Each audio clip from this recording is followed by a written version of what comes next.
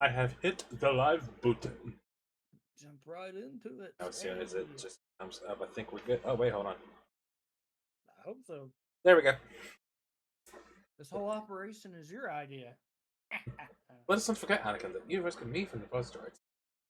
Oh man. I think we're okay. What's up, everybody? How you doing? Welcome on in to the Chaotic Codpast. Kind of a redo, but last time we didn't get into the the TV shows or the video games. Now we're gonna talk. Look, there's been so much since then. There has been so much since then, and we are joined by Big Eight Anyway That's me. and Miss Leota. How we doing?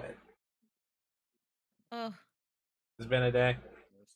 it has been a very slow day, actually, Slow day.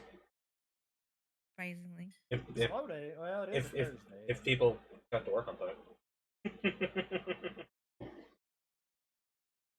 I felt bad for it because I feel like you were just bummed about that. I'm like, what about it? Hey, it happens. So, I figured we'd just kind of start by release. And because I don't want to start with like my favorite movie first, not to tip my hand or anything. And also, we're just gonna wing it. It's just a laid back. Hey, we're talking about Star Wars. Let's go. I don't have a time sheet or itinerary. It's just topic Star Wars. Go. Okay. Just pick a place and start. Really, at this point. There's Okay. so So it's about movies, video games, or Holding both. If you haven't played any video games, that's fine. the, the There's only so one I many. played is the Nintendo 64 Star Wars Pod Racing. It was Oh man. absolutely my favorite. I mean, it's a good game. And because I had it on PlayStation and I I actually had it on PC. What? I'm trying to remember his name. What was his See, I name? remember playing that at Gaddyland, and it had the actual arcade version of it. Oh, I have always wanted to just get in one of those. Just And that was the hot thing to do back then because, like, it had the air blowing when you were accelerating, and it was just, oh man, I remember it just like yesterday. I'm so mad at myself.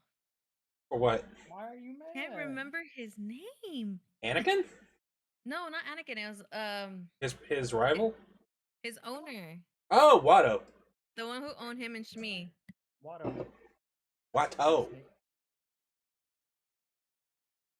Oh, we split the Watto? 50 It 50. was? Yeah, Give me a Watto. quick second. Sorry, let me get the dogs away from me. Yeah. You know, Sure, Pupper. waving your hand, you think you're some kind of Jedi? I'm a Tartarian. Mine's next door to work anyway. Oh, never mind. That's what it is. Hey, that But, the emblem of the galaxy there. It was. I mean, listen, we'll get into that movie. But, yeah, this all started with a movie that was just titled Star Wars that would eventually end up being renamed to Episode 4, A New Hope.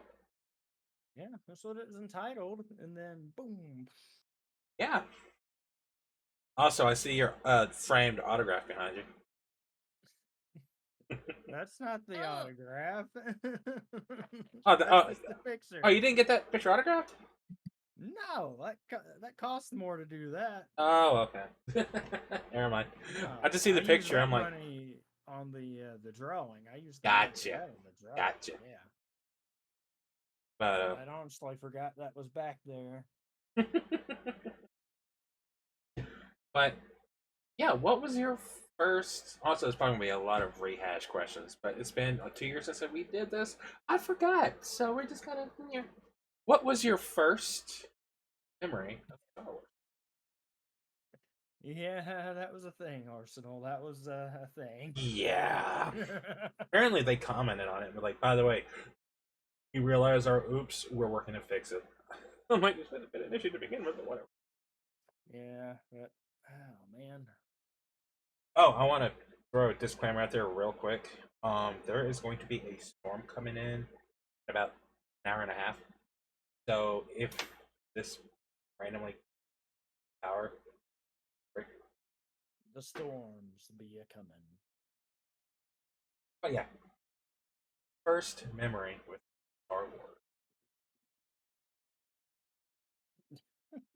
Don't put First, that evil on us. yeah, it'd be hard to do. That would be a new level in a 20-year-old game. Well, they added a few new levels, didn't they? I know, but I'm saying that would be like a whole new thing to add microtransactions in a game that old.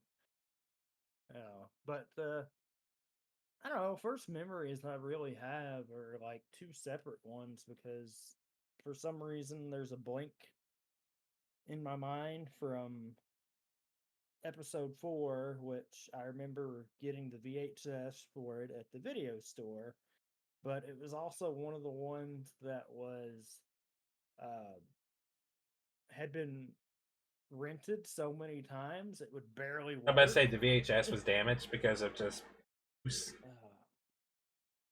It was, and I was always confused. And I know they went back and fixed this in the remasters or whatever, but it still had the original view of Kenobi's lightsaber in that fight, where it looks like it just disappears and it's not there.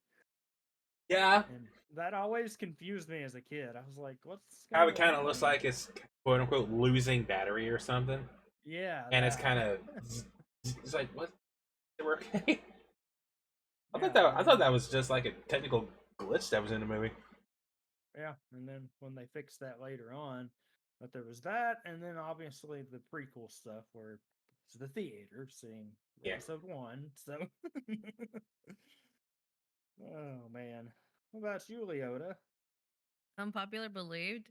I love the prequels. Oh, trust me, we're getting into that.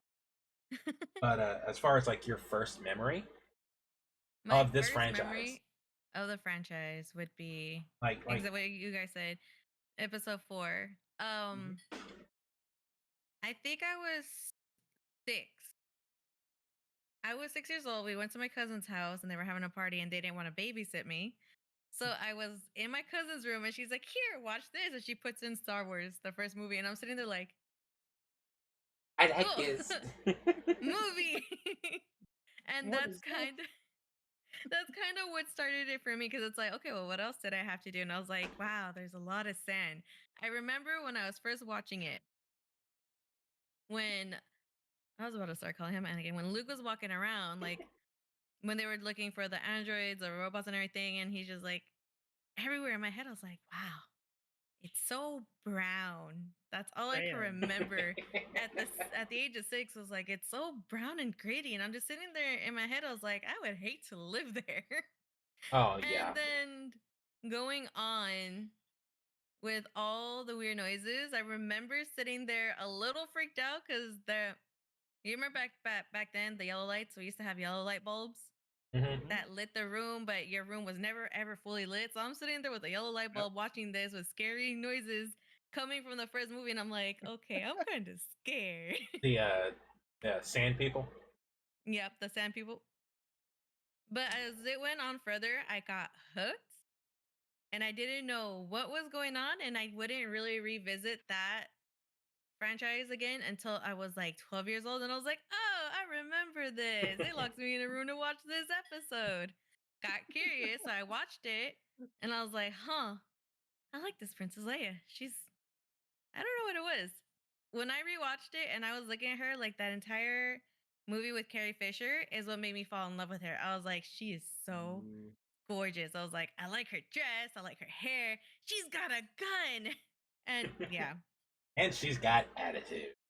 And she's got attitude. She's got sass. I remember for a while, I would try to do the side buns. Those were a fail. No. Never figured it out. So it got so bad to the point that I like gave up and I started crying. I was like, I can never look like her. And 13. But yeah. 13, I think 12 or 13 is when the prequels started coming out. Or was it what years did the prequels come out? Episode 1 came out in 1999. 1999. Mm. Okay, so I didn't start watching those until I was 13 then. Because I remember my dad bought the bootlegs. Because here we had a lot of bootleg Star Wars. Yeah, that's what, You know, if you ever go to the swap 99, meets, they had it there. 02 So I and would be 05, right? which one? Episode 2 was 02, and then episode 3 was 05. 05? Yep. Yeah, okay, so I thought. Mm-hmm. But Then I was 15 when 3 came out then. I'll tell you my first memory. I never owned the VHSs. My cousin was the one who was obsessed with Star Wars, but he was more obsessed with Star Trek. But I remember him coming over one day and he brought the trilogy. He was like, "You got to watch this. You got to watch these." And I remember vaguely watching those, like with the VHSs. Do y'all remember the channel TNT? Or did y'all ever have that? Yep, TNT, I yes. remember it. Between Godzilla marathons every day, it felt like, King Kong 1976, and Star Wars A New Hope specifically, like, I lived on TNT. Yes. But I never, like, and I remember, like, thinking, oh, this is pretty cool. And thinking, oh, wow, that lightsaber, like, the sword fight's so boring. They're so slow. But I was hooked on, like, everything else about it just drew me in so much. Like, okay, bad guy's cool. I like the ship. Like, I don't know what it was about it that just drew me in. But from the beginning, I've just been, like, I don't want to say obsessed because I'm not obsessed with Star Wars. It's just one franchise that I enjoy. But damn. I don't really have much memories in terms of, like, episodes 5 and 6 with Empire Strikes Back and Return of the Jedi. Because it's like, okay, so I just watched the VHS my cousin had whenever he would come over and let me borrow them. The real Star Wars nostalgia comes in from episode 1 when it was coming out. And because I was 10 when it came out. Well, no, I was 9 going on 10. Because it came out in May, I was born in August. The marketing for that movie is just embedded in my mind. And it's. Dakota and I have talked about this at length on Week in Geek. The nostalgia for Star Wars Episode 1 when it was coming out, all the TV trailers, all the marketing, because it was everywhere. And I loved it. I mean, hell, wasn't it an episode 1 Lego kit we were looking at that kicked off everything? Yep. Oh, man. So, it almost feels like, this conversation really needs to start with episode 1. I wanted it to not. Because I wanted to go, okay, so we'll go, okay, episodes 4, 5, and 6, those came out first, and then episode 1. But you can't really talk about them until you talk about the beginning of the story. Of the Ewoks? Oh, God, yes. Little teddy bears, that's fine. And the Ewoks that could take out the Empire? Yeah, that was bullshit. To be honest, I would say the hardest part about talking about Star Wars is the crowd you're talking about it with. Yeah. So if you were to talk about it with like the OG fans, and you're gonna be like, oh, we're gonna start with the original Star Wars, and be like, oh, you mean episode 4? We all gotta start there. And one of my friends, he got his son into Star Wars. He's like 4 years old, 5 now, and he was like, all right, I have to start him off with episode 4, 5, 6, and then I'm gonna have him watch 1, 2, 3. And I'm like, I can't argue with it because he wants to start it off the way he wants it, because his reasoning was he wants his son to feel that shock value of, Luke, I am your father. I mean, when you get there. So I'm like, okay. I was like, true. And I was like, but at the same time, well, actually, I can't argue with it, because I'm now that I think about it, I was like, I probably would do that too, just for the childhood shock value that we had when we were little. Can we talk about that for just a second? There was no internet back then. And if there was, it was like very limited. I don't know. The only time you heard about anything movie related was word of mouth. So can you imagine the theater, like being in the theater on like premiere night?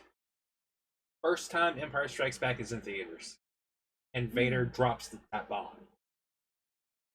I'm telling you, Can you imagine what the reception and the reaction would have been? I would have loved to have seen that. Yeah, but I'm telling you, the best amalgamation of that is the Harrison Ford interview where he's like, "Kid, you didn't tell me." Hey kid, didn't tell me about that. Oh Like, yeah, didn't they keep that a secret from certain people too? Only three people knew Everybody. it. Only 3 people knew it. George Okay, now I remember Lucas, I that. want to say a writer, and Mark Hamill. And if anyone else found out, they knew who said it. Like that. So they did a reverse Tom Holland, Yeah, pretty much. where everyone knew but Tom Holland. Got it. Hmm. Yeah, Actually, now that you mentioned Harrison Ford, I would say the staple that kept me hooked onto the original Star Wars was Harrison Ford because I grew up watching Indiana Jones. I mean, that's fair. So That's fair. already knowing who Indiana Jones was and recognizing that face and then watching Star Wars, and I'm like, I know that. I was like, that's Indiana Jones. And then there's so many Now like I clearly remember. actors in both movies. Mm-hmm. Like you had I can't remember the actor's name, but he played Donathan in Last Crusade. He played one of the. Okay, first off, how do you say it? AT-AT or AT-AT? I always say AT-AT. I do too, but apparently the internet says no. You're supposed to say it AT-AT, and you're wrong. People say it both ways. So He was one of the pilots of the AT-AT. He was the main. He was the main pilot who you saw on screen. mm-hmm. And now I'm thinking on who else was it. There's a lot of like side characters who were in both, but it's just doesn't help that. They're gonna stay as side characters. Okay, you're here. Okay, you're here. George Lucas only I has was like hey, 5 didn't actors. we work on that one Indiana Jones movie? No. Gives him a side eye. Speaking of Indiana Jones, oh, that's serious. I still haven't seen Dial of Destiny. Oh, I hate to say it, same. I want to keep my best memories of Indiana Jones before the Dial of Destiny. I mean, I hear it's a good movie. I just haven't seen it yet. Really? Mm-hmm. Everyone keeps telling me it's terrible, and I'm scared to watch it. I know that's what I've heard too. I don't know. I want to watch it because it's Harrison Ford, and everything Harrison Ford makes is just like it's for me. It's automatically good. I don't know. But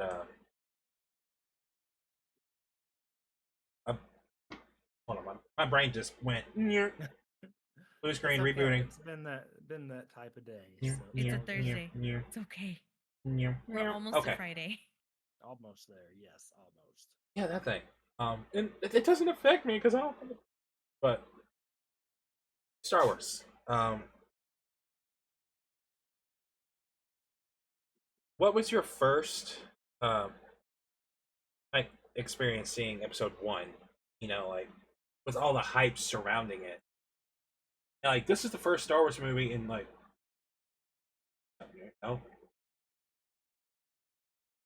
23 years. 20. It was 83. Okay, so it was about 15. I think it was 80 years. Anyway, it was the first Star Wars movie in a long time.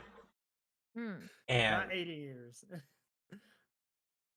just did you see it at theaters, or were you forced to wait for it to come out on VHS? Again, my first. I was excited. I've always wanted to watch it in theaters. We never could afford it at that time, so I had to wait until it came out. And my dad knew I wanted to watch it, so he got a bootlegged version of Episode 1. Yes. I will never forget popping in the DVD. Wait, was it? Yeah, it was a DVD. I didn't get to watch it. Oh my god, no, actually, I didn't even get to watch it when it was released. I wanted to, but I never got to. So they bought a DVD version, I popped it into the DVD player, and I remember watching it. I'm expecting this And to then not be all of Star a Wars. sudden, you just see like two people get up and they're just like, what? And then like 15, 20 minutes into the movie, you just see them walk back in, and Oh I'm just like, gosh. and I'm The sitting there old, and I'm just like, man. I the was old like, cam cuts of movies. Oh man. ruined experience. I But remember that one. then after that, my dad kind of knew I was a little disappointed. So I remember we went to the Santa Fe swap meet and they had the VHS brand new. And when I say that I begged my dad to buy that one, I begged him to buy the VHS one. Yes. And I rewatched it without any interruptions. Well, hearing the camera shaking in the, in the movie, because remember at that time people would take their camcorders. Mhm. So you would hear like the shaking of the camcorders and people sniffling And the and all that stuff. breathing. Breathing. It completely ruined my first experience of watching episode 1. Which is so Absolutely sad hated it. I remember I was because so upset. to this day, I'll die on this hill. That is my favorite Star Wars movie. You can fight me all you want. I'm not talking to you two. I'm talking to anyone that. Thank you. I'm talking about any haters out there. Come at me. I love love you episode for 1. Everybody that likes comment, what they like for those because movies, that Darth Maul scene between him and Qui-Gon fighting before Obi-Wan comes in, when I got to watch it on the VHS and I got to see it all clearly and better, it was 100% an different experience, and I loved every second. That I remember rewinding it. You remember the little car VHS rewinders? Mm-hmm. Popped that back in, rewinded it, and then watched it again on the spot, and I was just like, it's so epic. But that was my tragic first and second experience of episode 1. I don't remember ever seeing episode because, like, I was 9. Like, us going to the movies was limited. But I remember coming home from school one day, and in the dining room we had like a little TV with a little VCR in there. Mhm. And I come in, and Grandma's like, "Hey, you should look on top of the VCR." And I look over, and she has the VHS just kind of propped up, and said, "You can watch that after you do homework." After the So homework. I did my homework, and I literally pulled up a chair right up against it, and I just sat there the whole time, mesmerized. The bribery. Oh, it got done. It got done. Oh, the homework. You're like, did let me get tell you, done. it worked. But what is it about episode 1 that you like so much, aside from Duel of the Fates, which, by the way, solid reason. But is there anything else that sticks out about it that just makes it favorite? Padme. So Queen Amidala was interesting. At that time, I was always a little confused. I was kind of glad that it was explained later on, and I actually didn't find out about it later. But realizing that Queen Amidala was a young queen, and obviously when you look at what's her name? My brain can't read Natalie right Portman? now. Natalie Portman. When at that time, I think she was like what, 17 or early 20s I think so. when she played her. I think Keira Knightley was. She was a 17 when she did the first Pirates of the Caribbean movie. Yeah, so she had to have been like 13 when she first did that. 13, 14. Oh my god, they literally look like twins. Yeah.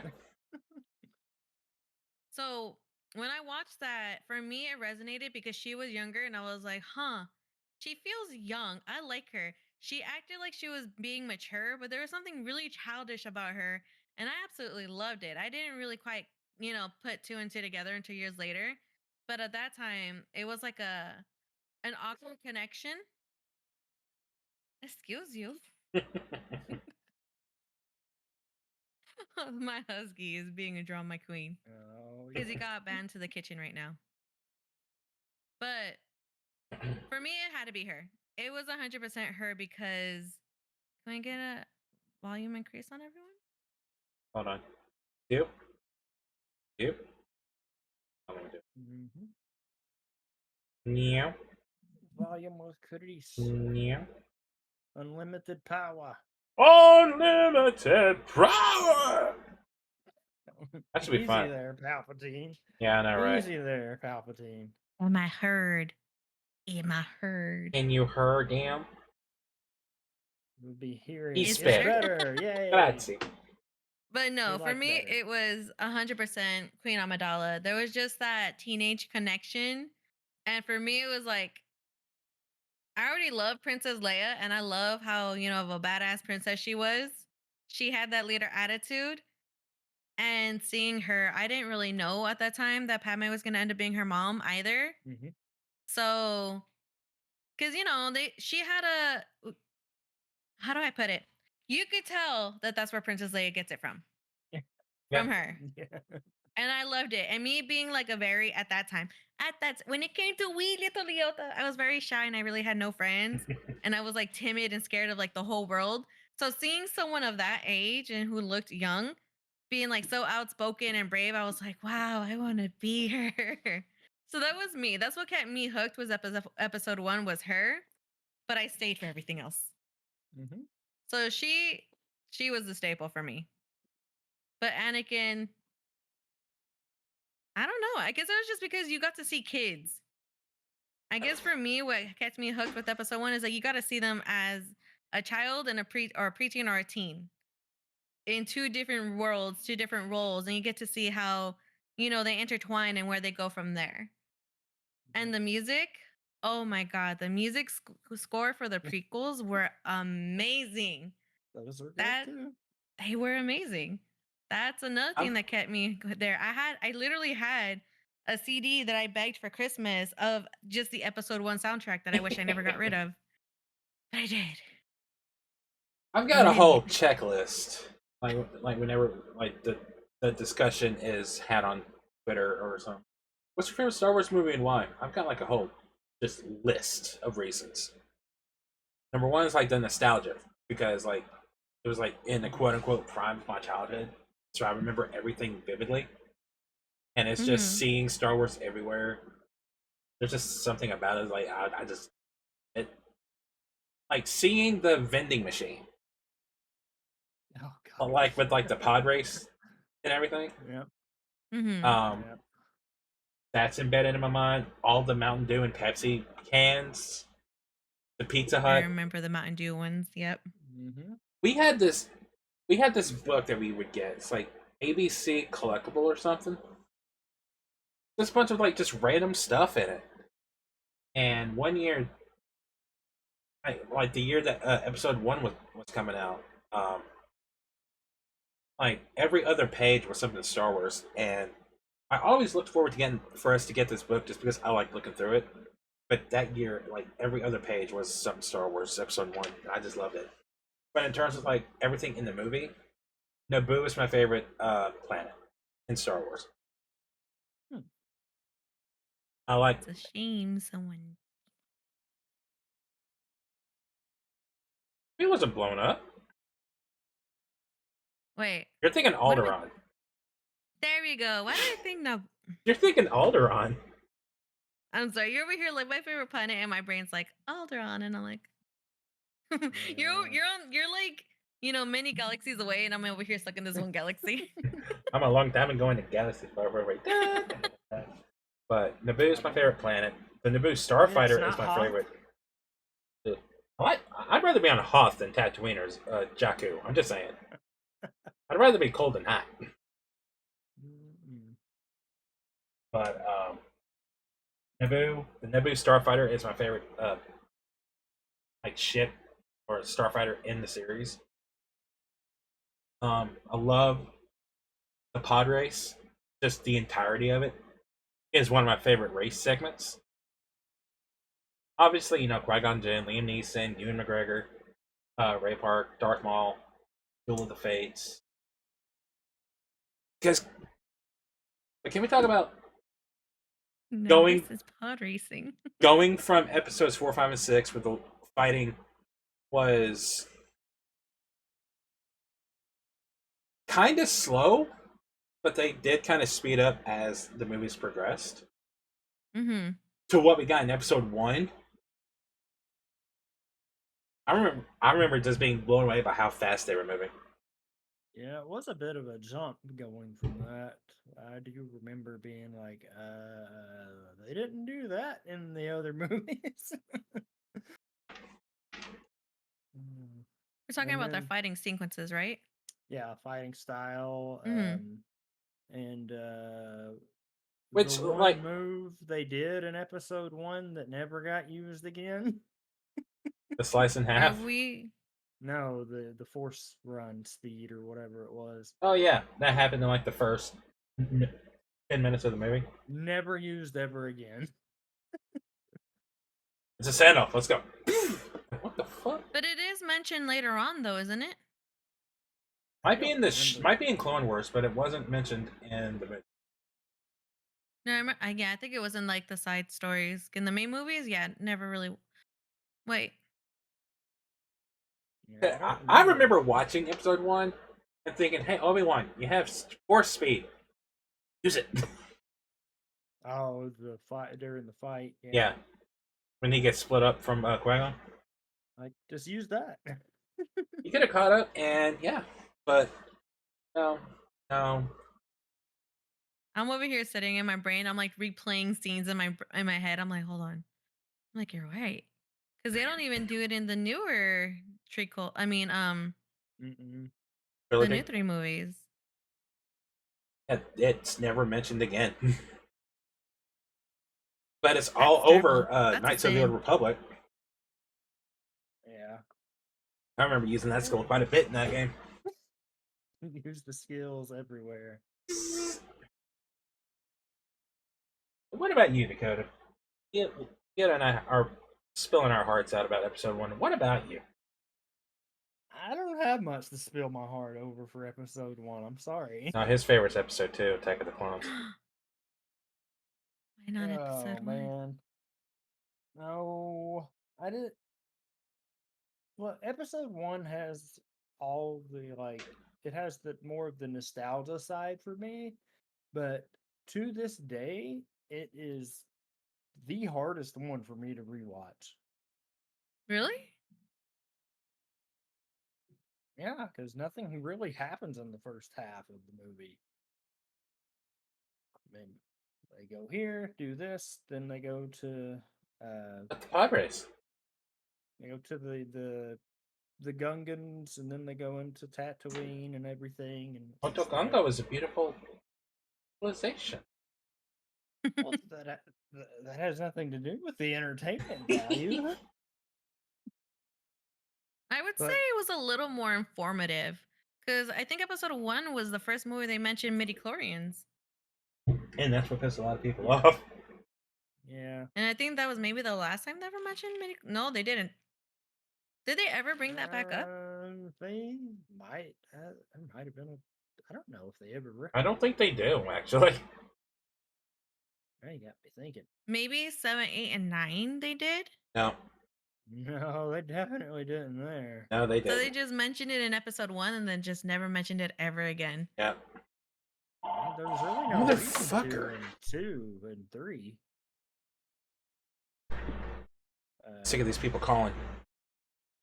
Because in 1, it was just, oh, even Master Yoda doesn't have a count that high, and that was pretty much the end of it. Yeah. It's Yeah, like, because I remember they never really touched bases on it. I know in the books they did, but no, They they don't. did a lot of stuff in that I in need the books. to read that. The only reason why I know is because there was this kid in my class, in my science class, in like 9th grade, and he would always bring new Star Wars books to class. And I would sit there and read like certain pages of them, and he would fill me in like TLDR what the book was about. There is also a book where Darth Vader, the spirit of Darth Vader, comes back. Not Anakin as a whole, just the spirit of Darth Vader comes back I remember we in the books. begged our librarian to get those books in school. There was a The only book series that came out during episode 1, and I want to say it came out during its theatrical release and between episodes 1 and 2 Mhm. that followed Obi-Wan and Qui-Gon's journey as Obi-Wan becoming his apprentice. I want to say it's a 15-book series, A Jedi Apprentice. Yeah, I remember those. And it was actually pretty good. You meet Obi-Wan's first love interest in that series. Didn't he have like 3 love interests? As far as I know, he Throughout his had lifetime? 2. he had Siri Tachi, and Hmm. Person's name we always forget. is it Satine? Maybe. Because Sabine is in Rebels, right?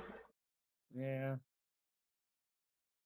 I want to say it's The, Satine, Bo the Katan's S one sister. sounds familiar. Yeah, Satine. Well, they're both S names. I know. It's like, oh, wait a But minute. Siri Tachi was the apprentice of Adi Galea. And there was a mission where Obi-Wan and Siri had to go undercover. They had a like it was one of those like they hated each other, but deep down they didn't. Mm-hmm. And you got to There was meet a bit of a connection. a little bit. Sometimes you love someone by starting off by hating them. Yeah, No. look at Harold and Rivalry. Helga. I mean, what? Rivals turn lovers. There we go. Mhm. But there was a book where Obi-Wan flat out left because something was, I can't remember, but he left and then came back. And then Qui-Gon had a former apprentice that turned dark side that showed up a few times named Xanatos. And I don't remember much else. I've been wanting to get those books again and reread them. But My knowledge of the books is like slowly dwindles as time goes on. like my knowledge of the books is they're books. Oh yeah. Well, they've had so much going on with that. Oh, The only there's thing I even remotely kept up with even now is just the Thrawn books, but yeah, that's about it for the newer stuff. I want to read the High Republic. I hear that's a really good series they got going on. But no, we go in like episode 1, 2, 3, 4, 5, 6, whatever.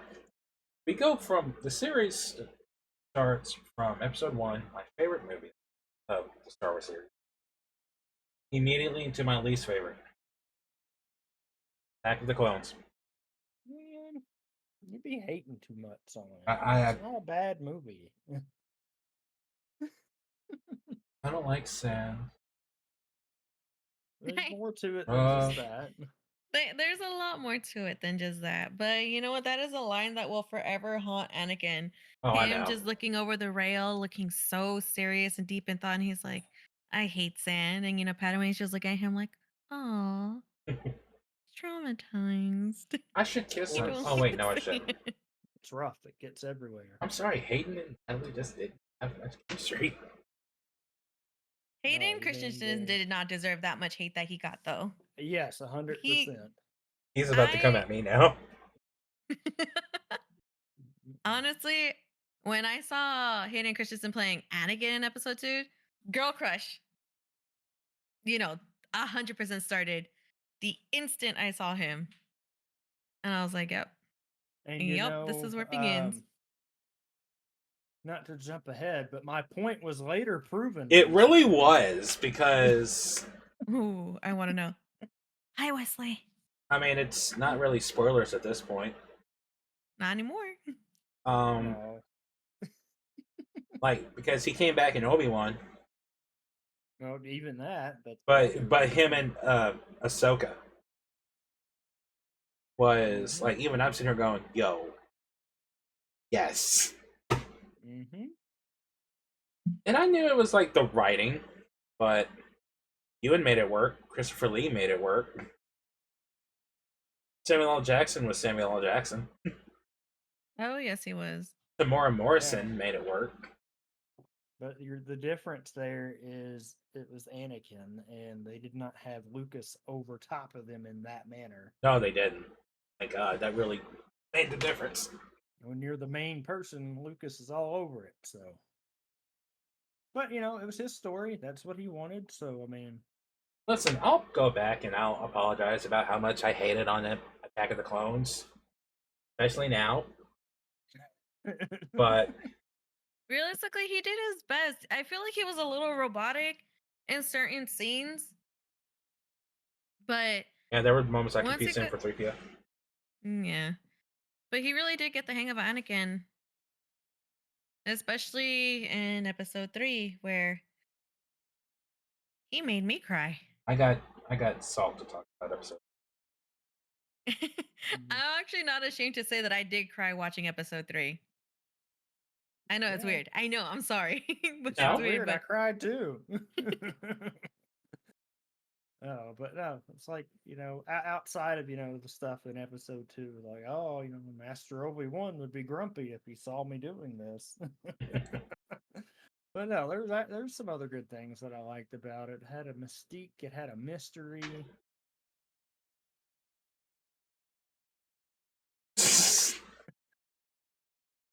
had a mystique. It had a mystery. Oh, uh, had a mystique, it had a mystery, especially with how it opened, like with the ship blowing up, Yeah. and you didn't know oh what the yeah. hell was going on. And they're like, "Hey, you made it," but it's that figuring out the mystery of who deleted Camino from the archives, and like Can we there talk was a about that big librarian just mystery. getting pissy that Obi-Wan was like, "It's not here. It should be here. If it's not there, it doesn't exist." Like, ma'am, calm Yeah, she was down. so rude. Ma'am, calm Yeah, down. somebody was not thinking about who could delete things, but there was And why they that. deleted it. Terrible Also, library. Harder to answer. Meditate on this. you had the mystery with Dooku popping up. You had that side of things. You got to see Yoda go at it Yeah, they with just his flat out. lightsaber. They flat out just dropped Dooku's name at the beginning. It's like, okay, who? Oh yeah, when they first introduced him, I expected you to know who he was. Yeah. Like, I think Dooku's behind this. Okay, we're just gonna talk about. Which is like even crazier because what the hell was the name of it? With the stuff they did with from the Jedi or Tales from the whatever, Jedi. like that adds so much more Oh context. If yeah. you go back and watch episode 1, 2, 3, like it adds so much stuff to it. Listen, do you think Dooku was right about Qui-Gon would have joined his side? After watching that, maybe I don't know. That's tough. And I don't know if you've watched it, Leota, but it like it had so much to it, especially with Yaddle. Oh my Like what God, the Yaddle, that made me. like where did Yaddle go? That episode made me cry. Like it Yeah. wasn't like bawling, but I teared up watching that episode with Yaddle. Hi, welcome back. And like you could tell too, like even in episode 2, where there was it was just a big mystery because it's like, okay, we have this clone army that somebody paid for. What caused this? Can I Even when confess Obi-Wan, something? what? Hmm? Growing up, I thought Sypha Dyas was another name that Qui-Gon went by. Actually, I thought that too. Because like he was killed over 10 years ago. Wait, that's when Qui-Gon was killed. Uh Sypha No, it Dyas? was Just another name for Qui-Gon? Is that like another alias or something? yeah, it was literally right around the same time almost, which is Yeah. crazy. But like Because up until that point, if I remember the lore correctly, in episode 1, up until a little bit, Plagueis was still kicking. So it no, was because Sidious was there. Vegas was already dead. Sidious was there. He was already in no, it like was like getting shit going. it was a little bit before episode 1 or something because I forget what the Isn't there a rumor floating around in the fandom where uh Sidious killed Plagueis? By the way, we're basically done. Just okay. Let's talk about episode 1, episode 2. No, we're just Star Wars in general. Um, isn't there a rumor where Sidious, like after Sidious killed Plagueis, blah blah blah. Isn't there a rumor that he altered the midichlorians and that's how Shmi got pregnant? Isn't that a rumor that I've seen somewhere? I thought it was just I thought in the backdrop of the lore it was Plagueis was confirmed for that. But it's been so long since I've read Wasn't through it that also stuff. rumored that Plagueis the Wise was also the one who could give life and create life? Yeah, but Plagueis was Sidious's master. Mm-hmm. Yeah, because I know he said that Plagueis the Wise. Was it Plagueis the Wise? Yeah. My brain is just saying it, and he I'm like, wait, could is that what they really called him? use the Because I Force remember to create to life. prevent death. Yeah. He could do both. He could create life Mhm. and then stop people from dying. Yes. But he taught his apprentice everything he knew, and then his apprentice killed him in his sleep. So, Mm-hmm. I kind of want to get that book and read it. The book about It's Plagueis. the cycle of. Can we the have like a Sith. reading session? I I would mean- love a reading session. I'm so slow when it comes to reading. We never get done. Oh, it's okay, me too. You're fine. Because that was one of the things I wondered too. I was like, Shmi had to have been around somebody that had a really high count of midichlorians. Because remember when she talked about it in episode 1, she was like, there is no father. Mhm. He just was. He just there. And that was one of the reasons why I strongly believed that jumping, 8 movies into the future,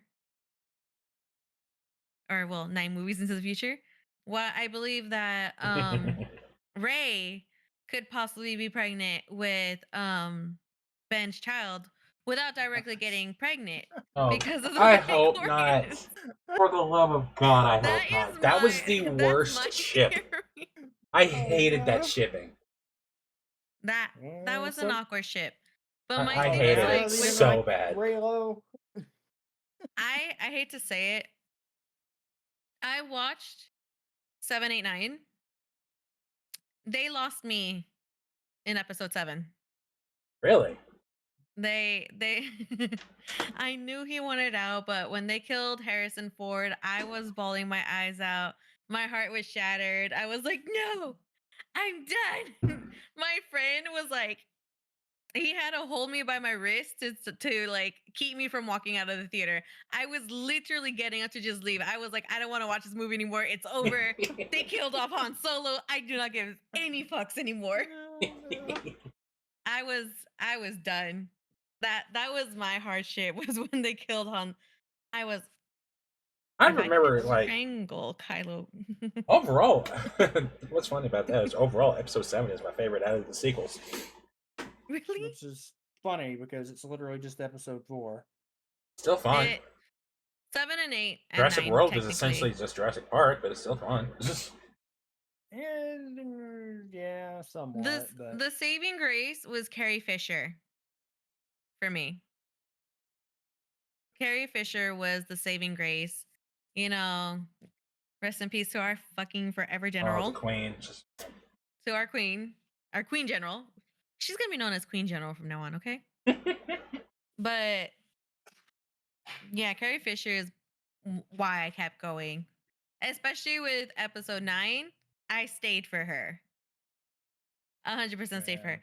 But my theory, and it's still my theory, is I do believe if Rey adopted the name of Skywalker, and if she magically pops up pregnant in any of the movies where she's like, I have a child, he's a mini Skywalker, I'm be like, it's the midichlorians. gosh.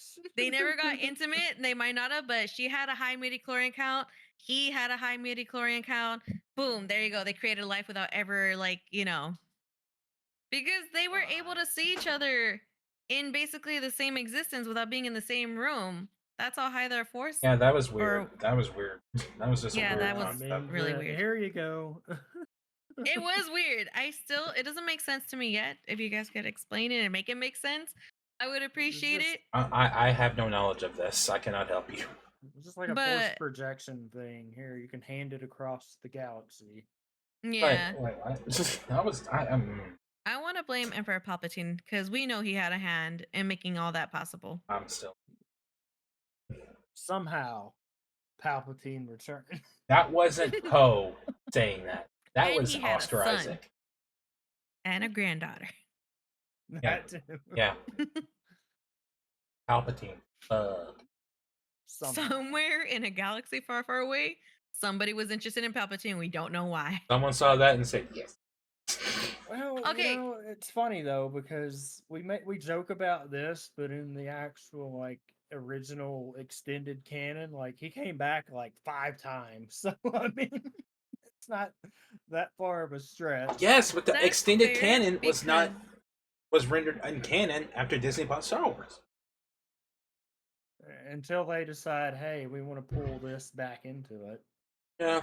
the only reason why it's passable and plausible that he came back is because Darth Sidious is a master of life and death. He could have easily have probably force possessed a body, a dying body, Or a and be body like, that "This was is going to be my created. vessel for now until more suitable vessel comes along." Which what Those isn't that were what ended up being the plot line? those were both plot lines. It Not was that for right. the old EU, but yes, that was also a plot of Rise of Skywalker. yeah, that thing. I couldn't think of the name of it. Because he was supposed to, he wanted to possess Rey's body. He wanted to become a woman, and Like, I'm none of there this for made that. sense. She's like, "Oh, I'm all the Sith," and then she's like, "I'm I'm all all the the Jedi." Jedi. Like, I was like, "What?" bitch, what? Wait, who said that line again? Both of them. Both of them. Palpatine and Rey. God, I have Yeah. not seen Rise of Skywalker since I watched the bootleg was- copy of that movie. So you think that's bad? I went to the theater, so I am I so went to sorry. the theaters for all three too. I'm sorry. I, as you know, how we were talking about it, where did we watch episode one, and how it would have been awesome to watch the Star Wars in theaters. I went to all three because I saw it as my opportunity of, I don't know when there's going to be another Star Wars movie. This is my chance to say I've seen the Star Wars, you know, Mhm. sequels in my time and be proud of Yeah. it. So begrudgingly, despite not liking episode 7, I did watch all three the day of their releases. Yeah. I've seen Well, all of them after episode 2, like onward. I think ultimately what will happen down the line is much like from our parents' generation to ours, the ones that's what they grew up with, they're gonna like those more than like I don't want I to have a imagine a time where people Rise of Skywalker is the Star Wars movie. well, the youth that grew up with that, I mean it's no different than What the we did. people before us hated the prequels, but we liked the prequels and we're like, At least the prequels told like a one The like beginning of solid Darth Vader. story. yeah, The no, I mean sequels were like so scattered. It's like, what the fuck is happening? that was the main portion of that, and the more I don't just well, let's not I get started on that because the ships didn't know how to fly up. I have so much gripe with the sequels that I'm trying to hold back on things that I'm so disappointed on, that the plots that could have progressed and how they just dropped the balls on them. Yeah, my And biggest gripe was Snoke. Oh well, they're like, you know what? Forget this. yeah, that was actually another disappointment. Because you were sitting there and it felt like it was building up to something big and something interesting. You're like, oh my God, is this the next big bad? And then Builds, Well, builds, builds, that's builds, builds. Yeah. no, you didn't do it right. I feel if my apprentice he's going to cut you, and then And then slices in half. It's like, bitch, what? And I want to preface this: it is not the actor's fault. no, 100% not. Like, I am sad that James Boyega refuses to be in another Star Wars movie That's my biggest I, problem, was where because they they never could went have anything. done so much with him. they could have, but I mean, I don't And with the blame him. and with the marketing of episode 1, Jesus Christ, episode 7, being like him being the next Jedi, and then suddenly, boom, it's right. It's like, what up? What about him? Oh yeah, that's not a. We don't care anymore. Like, It didn't happen.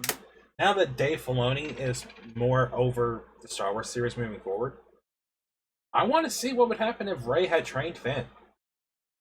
Yeah, And I want to see more of by the way, hydrate. I've been hydrating, Bella. And just trying to drown us. Oh, we all hydrate? Yeah. I'm guilty for what's in my drink. It's the rules. But I think everyone who was in the movies was good. It's just the writing could have been better. I don't know what. I feel like they should have at least studied Star Wars before they wrote out the film. Good night, Strix. All right, buddy. Get you some rest. But Good night, good night. Like, I still stick by the other half of this is that they've basically confirmed there was no overall, direction. yeah. And the other thing is, again, I go back to this, is that each movie having different directors did not, or It had. flipping I back feel and like forth didn't that help. had nothing to do with it. They didn't plan everything out before they started filming episode 7. They said, "Here's this movie. Okay, now let's do this one." Now, okay, so what's the overall arcing plot? Well, yeah, there's that side Jedi. of it, but I mean, it's like each one of the, well, I guess the two, because JJ came back for the other one, but it's like they, I don't know, they each wanted to do their own thing with it, and that's Like- fine, but it's like, you gotta have the They connectivity. could have shared notes at least. As a movie, The Last Jedi wasn't bad. But when you look at the continuity between the movies, like the sequels are the reason the sequels are bad is because there's no story. Like It they're felt like a retelling. they're tackling these movies to be their own thing. Okay, then why is it a trilogy? Oh, you mean the episode 7? So what? It's this the Talking Death about all of Star, them. but bigger. Well, yeah, but I'm just talking about stuff like, I don't know. It'll never be a connectivity, and without any retconning, Yeah. which they could do. Like, that's my issue with the the Disney Plus shows, is like everything leads to that. Like, unless you're gonna retcon it, everything ends there. Part of my problem is super, but man. I feel like Yeah. the Disney sideshows did such a better job for the Star Wars franchise than the sequels did. Most of them did. Yeah. The Mandalorian has been fun. I did not like Book of Boba Fett at all. I was a little confused and put off by it, but I enjoyed it for what it was, Mm-hmm. but not what I imagined Boba Fett would have been. And first and foremost, this is all love to Tamora Morrison. All right, Mhm. I think he's a fantastic actor. I've always thought Boba was his, because up until this point, the only thing we've really known about him was what we saw in episodes 5 and 6. And then you saw him as a kid in Clone Wars. You saw Django, which was awesome. I know there's comics and books that kind of really showcase his badassery. Yeah. I never read them, No so I don't know anything. disintegrations this time. As you wish. But I don't know. I just feel like the Book of Boba Fett was a detriment to the character of Boba. I never really understood the direction they were going with. Unless I missed What's point the of line? the Book of I Boba can't Fett. remember. I can't remember. He was a good guy now, didn't you know? He is the most polite mob boss. It is jarring. Him good guy now. Isn't That's Finn what- Fennec with him as well? Yeah. No? Yeah. Because he helped rebuild her. I know we run into Boba Fett again in The Mandalorian, and, Fennec explains to Boba Fett, Mhm. Din Djarin wasn't really a bad guy and that he helped her Yeah. at one point, right? Yeah. And Something. in the end of the end of the Book of Boba Fett, he was now sitting in, what was his name? Jabba. Jabba the Hutt's right hand man. I don't remember his name, but that was just so crazy that he took over. Mhm.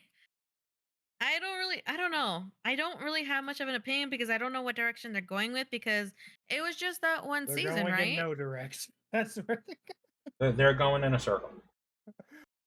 They're So there's going really in a no circle. point, right? It's just that was it. That's where they leave us off with Boba Fett. Boba Fett was a stepping stone to get us between Mandalorian seasons 2 and 3. Well, Okay. it was It's basically True. what it felt like, because the second was half a- of The second half of the Book of Boba Fett was essentially Mandalorian season 2.5. Yep, that's what I was getting ready to say. To be honest, it did build up for the next season, so you're right. Like it was cool seeing like season 2 is when we first got Ahsoka, right? Was it season 2? Yes.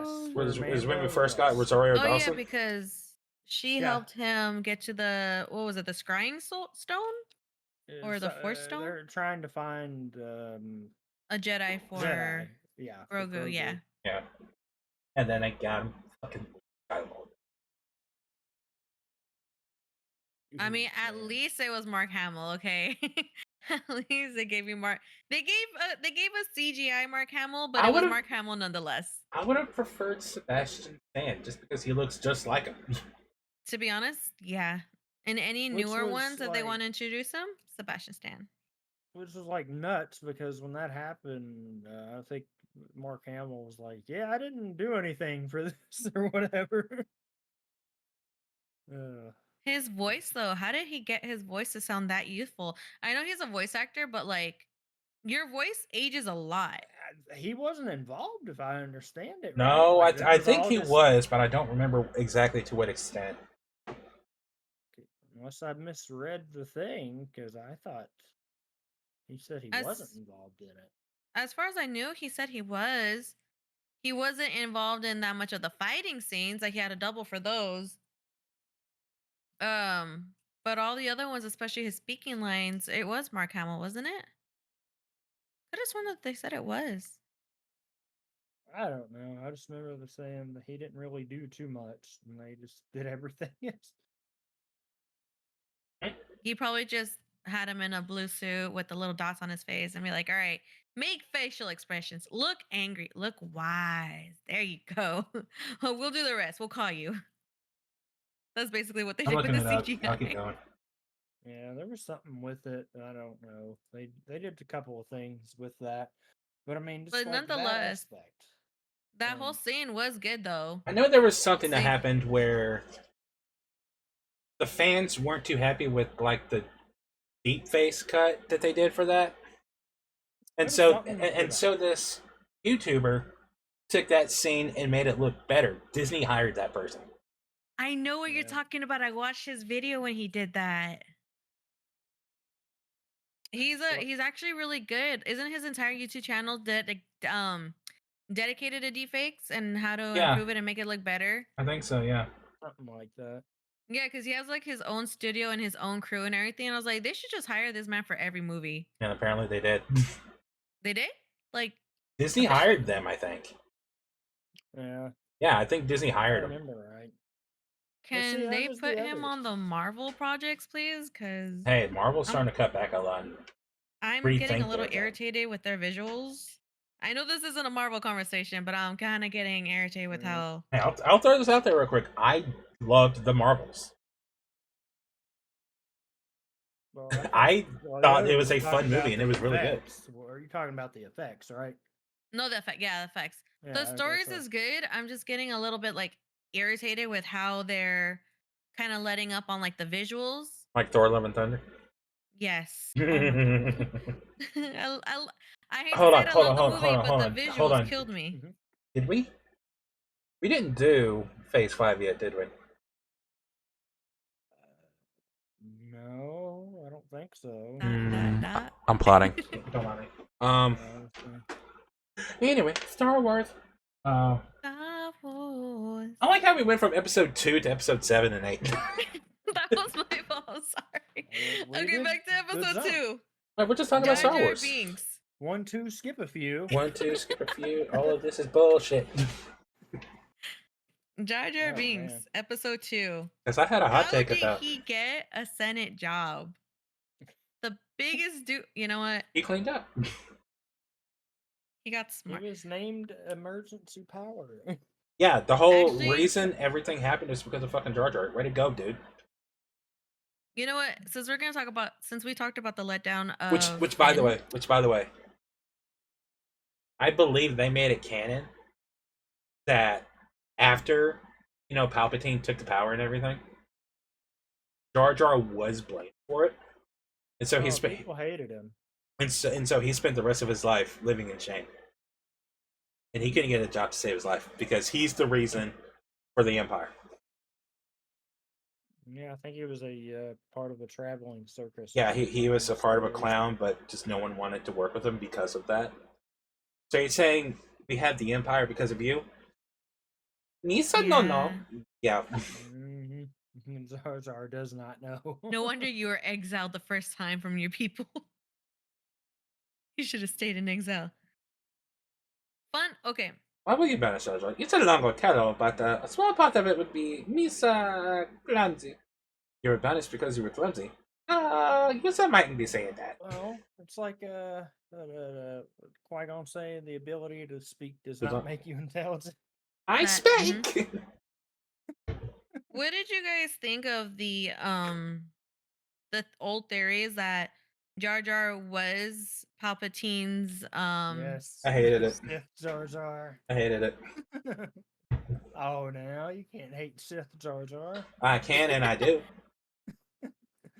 Kind of like I can do this right here. I do not like episode 3. Anakin, you're breaking my heart. I do not like episode 3. You're breaking my heart. I normally don't like to say this because I'm not a big fan of romance movies. I absolutely hate romance movies, The Notebook, I bear with Titanic because it was bearable. Was it Um though? mm, It's a good movie. Was and it though? Pearl Harbor, the love story they Yes. had in Pearl Harbor. Pearl Harbor is better than Titanic fighting. Oh, it is. It is. I'll never forget crying at the tender age of not even a teen yet. But At the tender age of not even a. I absolutely loved the love story of episode 2 and 3 between Anakin and Padme. That That was that the was only love story I that was the tolerated. worst part of those movies for me.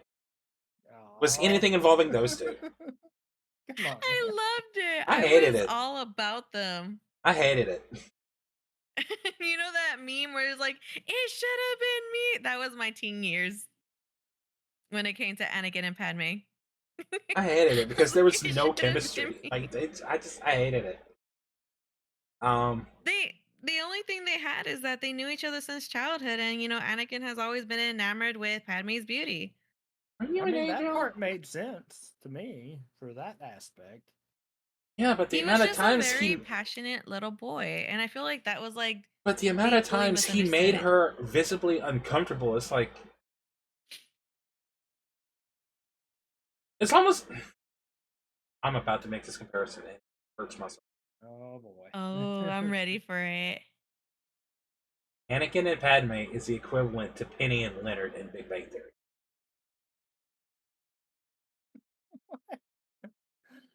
I never really watched The Big Bang Theory.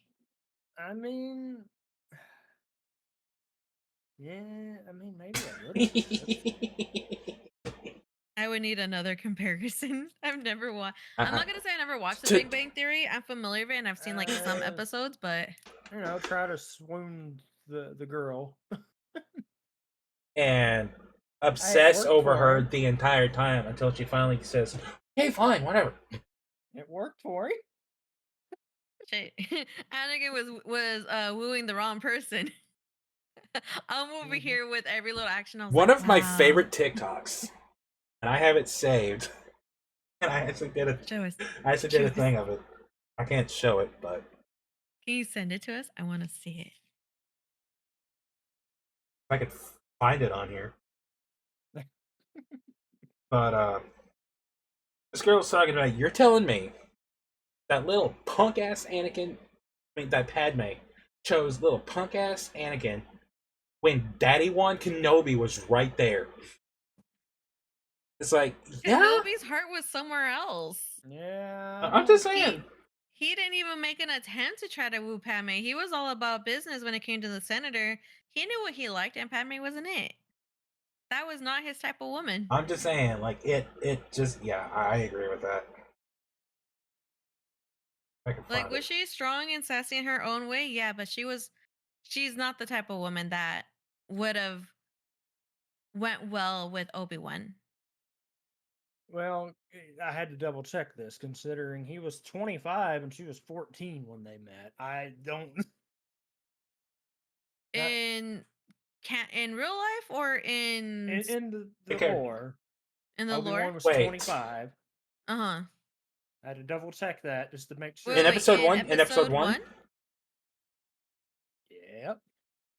So Obi-Wan canonly in episode 1 was 25?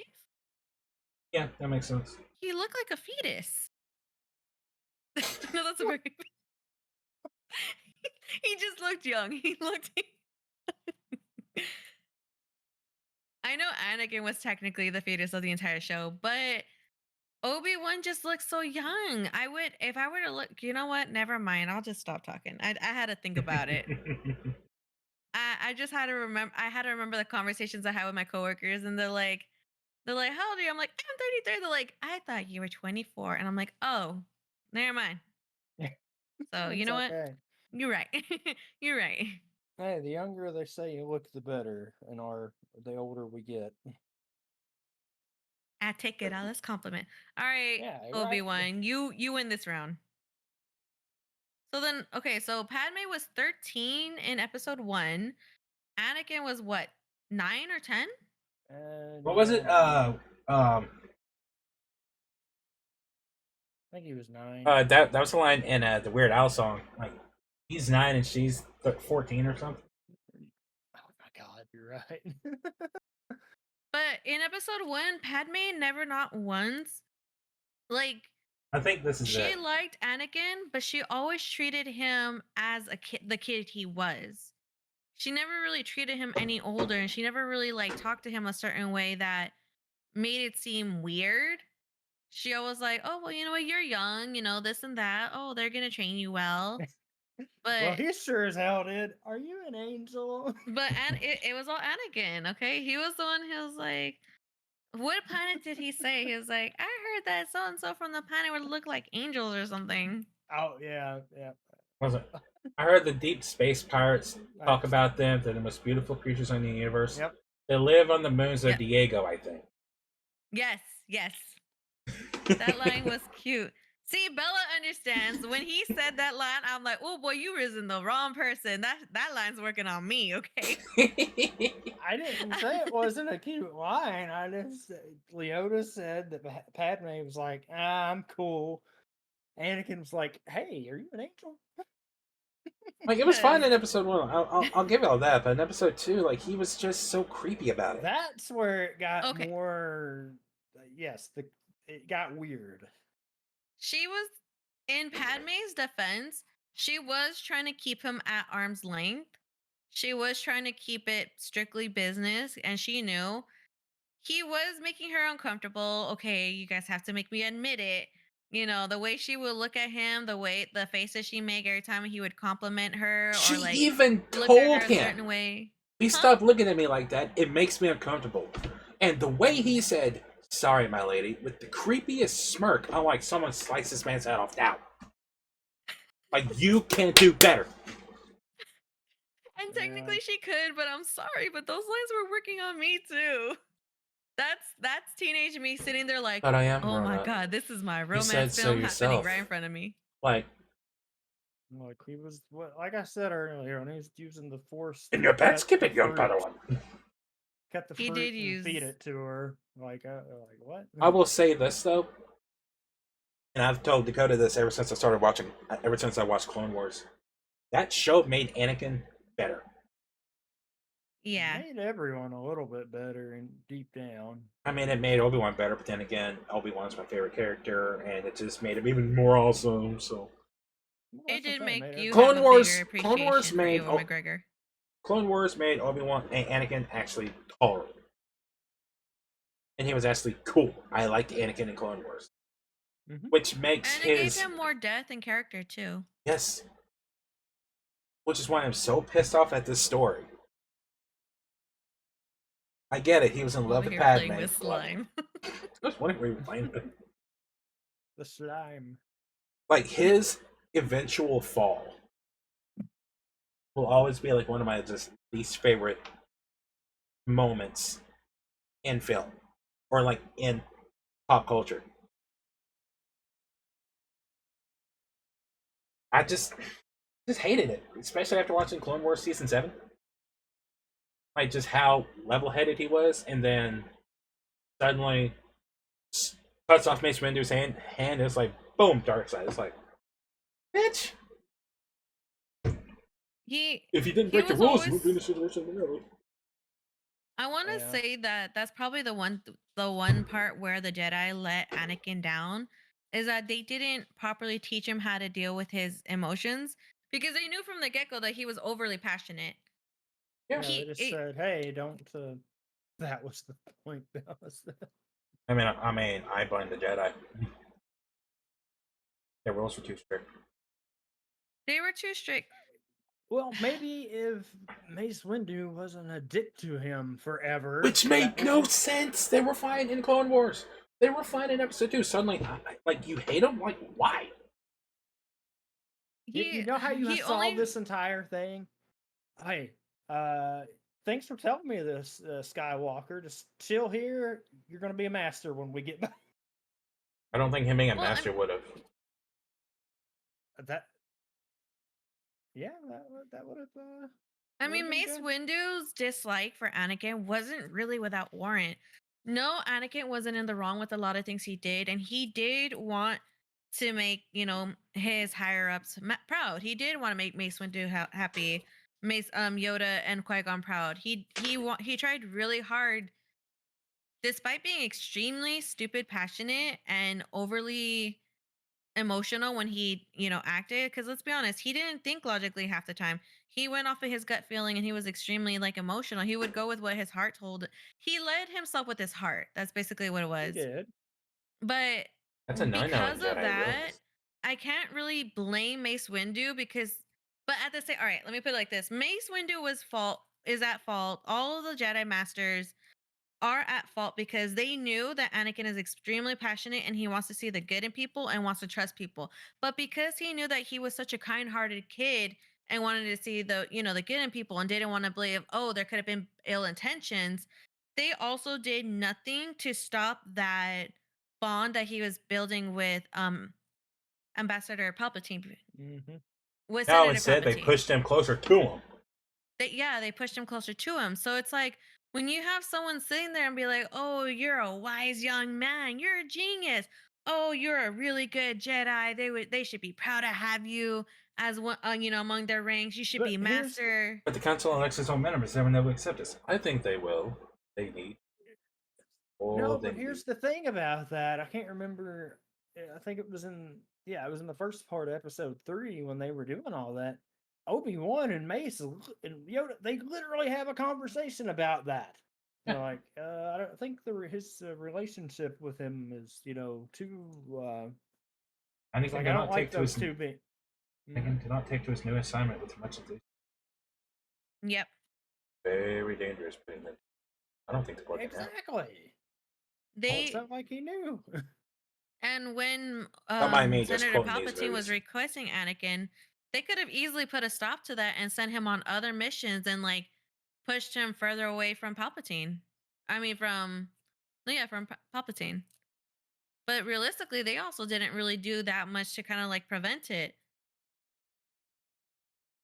Yeah, I guess you I could mean, say because they didn't want to expose themselves because they knew that there was a Sith Lord out there and they didn't quite know who it was. But if you're gonna suss out Dooku that quick, how are you gonna not suss out Palpatine that quick either? I Just because he's close to Amidala. I mean, Padme. I just hey, I don't remember what the exact line was, but that was it in episode 8 or episode 9? I think it was episode 8. Like, give that movie its flack. There was that line in there where they were talking about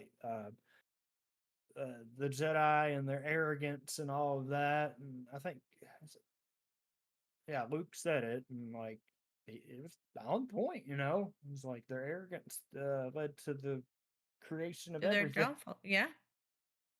Yeah. And So I mean, realistically, had they not treated Anakin or made him feel isolated in this whole war, despite knowing how emotionally led he was, none of that would have ever have happened. Padme would not have died of a broken heart. we would have never have had Darth Vader. We probably could have had. Oh man, Which is nuts because, like, when you break it down into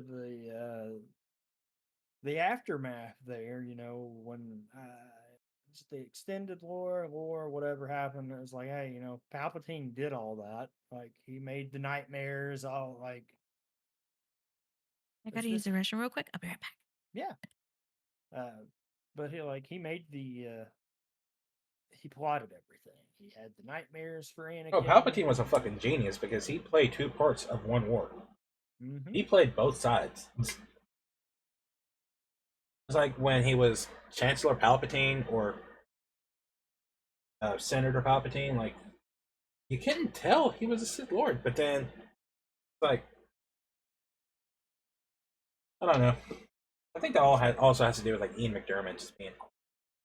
Yeah, it was the arrogance of the Jedi. Oh yeah.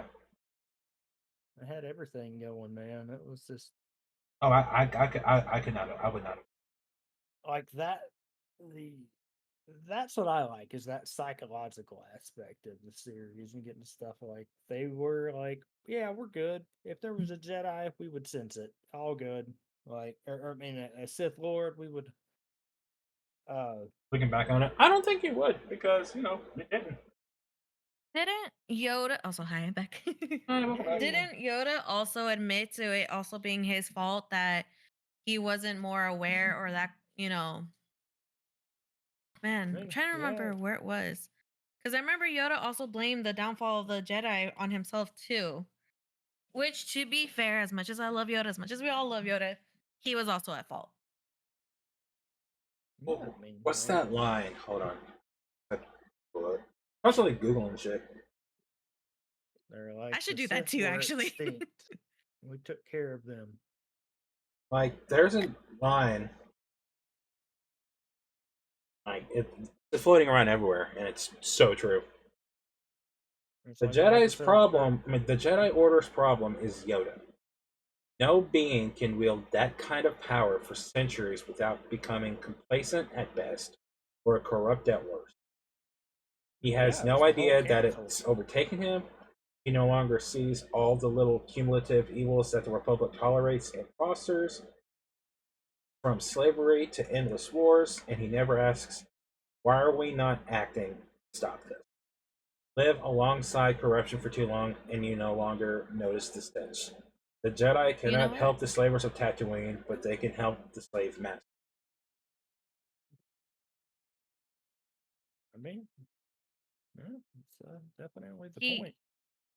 he did become complacent. He didn't become evil, but he did become complacent that you're right. Whoever said it is right. He just got so used to being where he was and comfortable. And not just that, but ever since Qui-Gon died, he wanted to learn how to become one with the Force. Like, wasn't that also like his new goal? I don't Was know if it to was right after that. I don't think they ever specified when he could see Qui I don't Gon. remember when that was. I Because remember they him met mentioning it in episode 3. Yeah, because they met Qui Gon in Clone Wars, but that memory got erased or whatever, and then it wasn't until that wasn't even Yoda that did that, right? That was like Obi-Wan and Anakin on that one planet. that it got erased there, and then the stuff in Kenobi happened. But I don't know when Yoda. It was somewhere in the end of Episode 3, because there was always that. I don't remember what the line was or what was said. It's like, hey, much more to learn you still have, or something Much to along learn, that. you still have. As he's talking about your old master, but No, he said much to learn you still have to Dooku in episode 2. Because Yoda was just. well, not that. On Yeah, Episode at the 3, end. there was. Yeah. It was directly after Padme died. It was when Yoda was sitting there Yeah, talking talking to with Obi-Wan. Obi-Wan, yeah. It's like, don't make me quote this old movie because I can't. Because If I you remember can he quote said it, something in your along saying that he solitude, was going to go into seclusion. in your solitude on Tatooine training, training. I could have quoted it 5 minutes ago. God damn, my mind just went. No, but that's the yes, that's exactly what I was Yeah, thinking of. it was like, hold on, just I need to. So, much to learn with your old master or something No, like that. uh, I heard a fan chat room. They want a live action Clone Wars. That would have been awesome. listen after But I don't know how good that would look now, though. Oh, it would look really good. after what they did with Ahsoka, give me. Hmm. Rosario Dawson as Ashoka was that was a good choice. I liked her as Ashoka.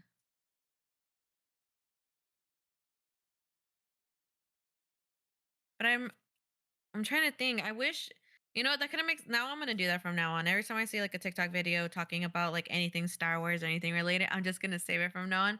Because I remember I saw a TikTok talking about how Yoda, when he went into isolation, he considered Qui-Gon like his master now to teach him how he became like quote unquote like a force ghost, how he became one with the force and be able to like Oh, communicate with him and like everyone else like that.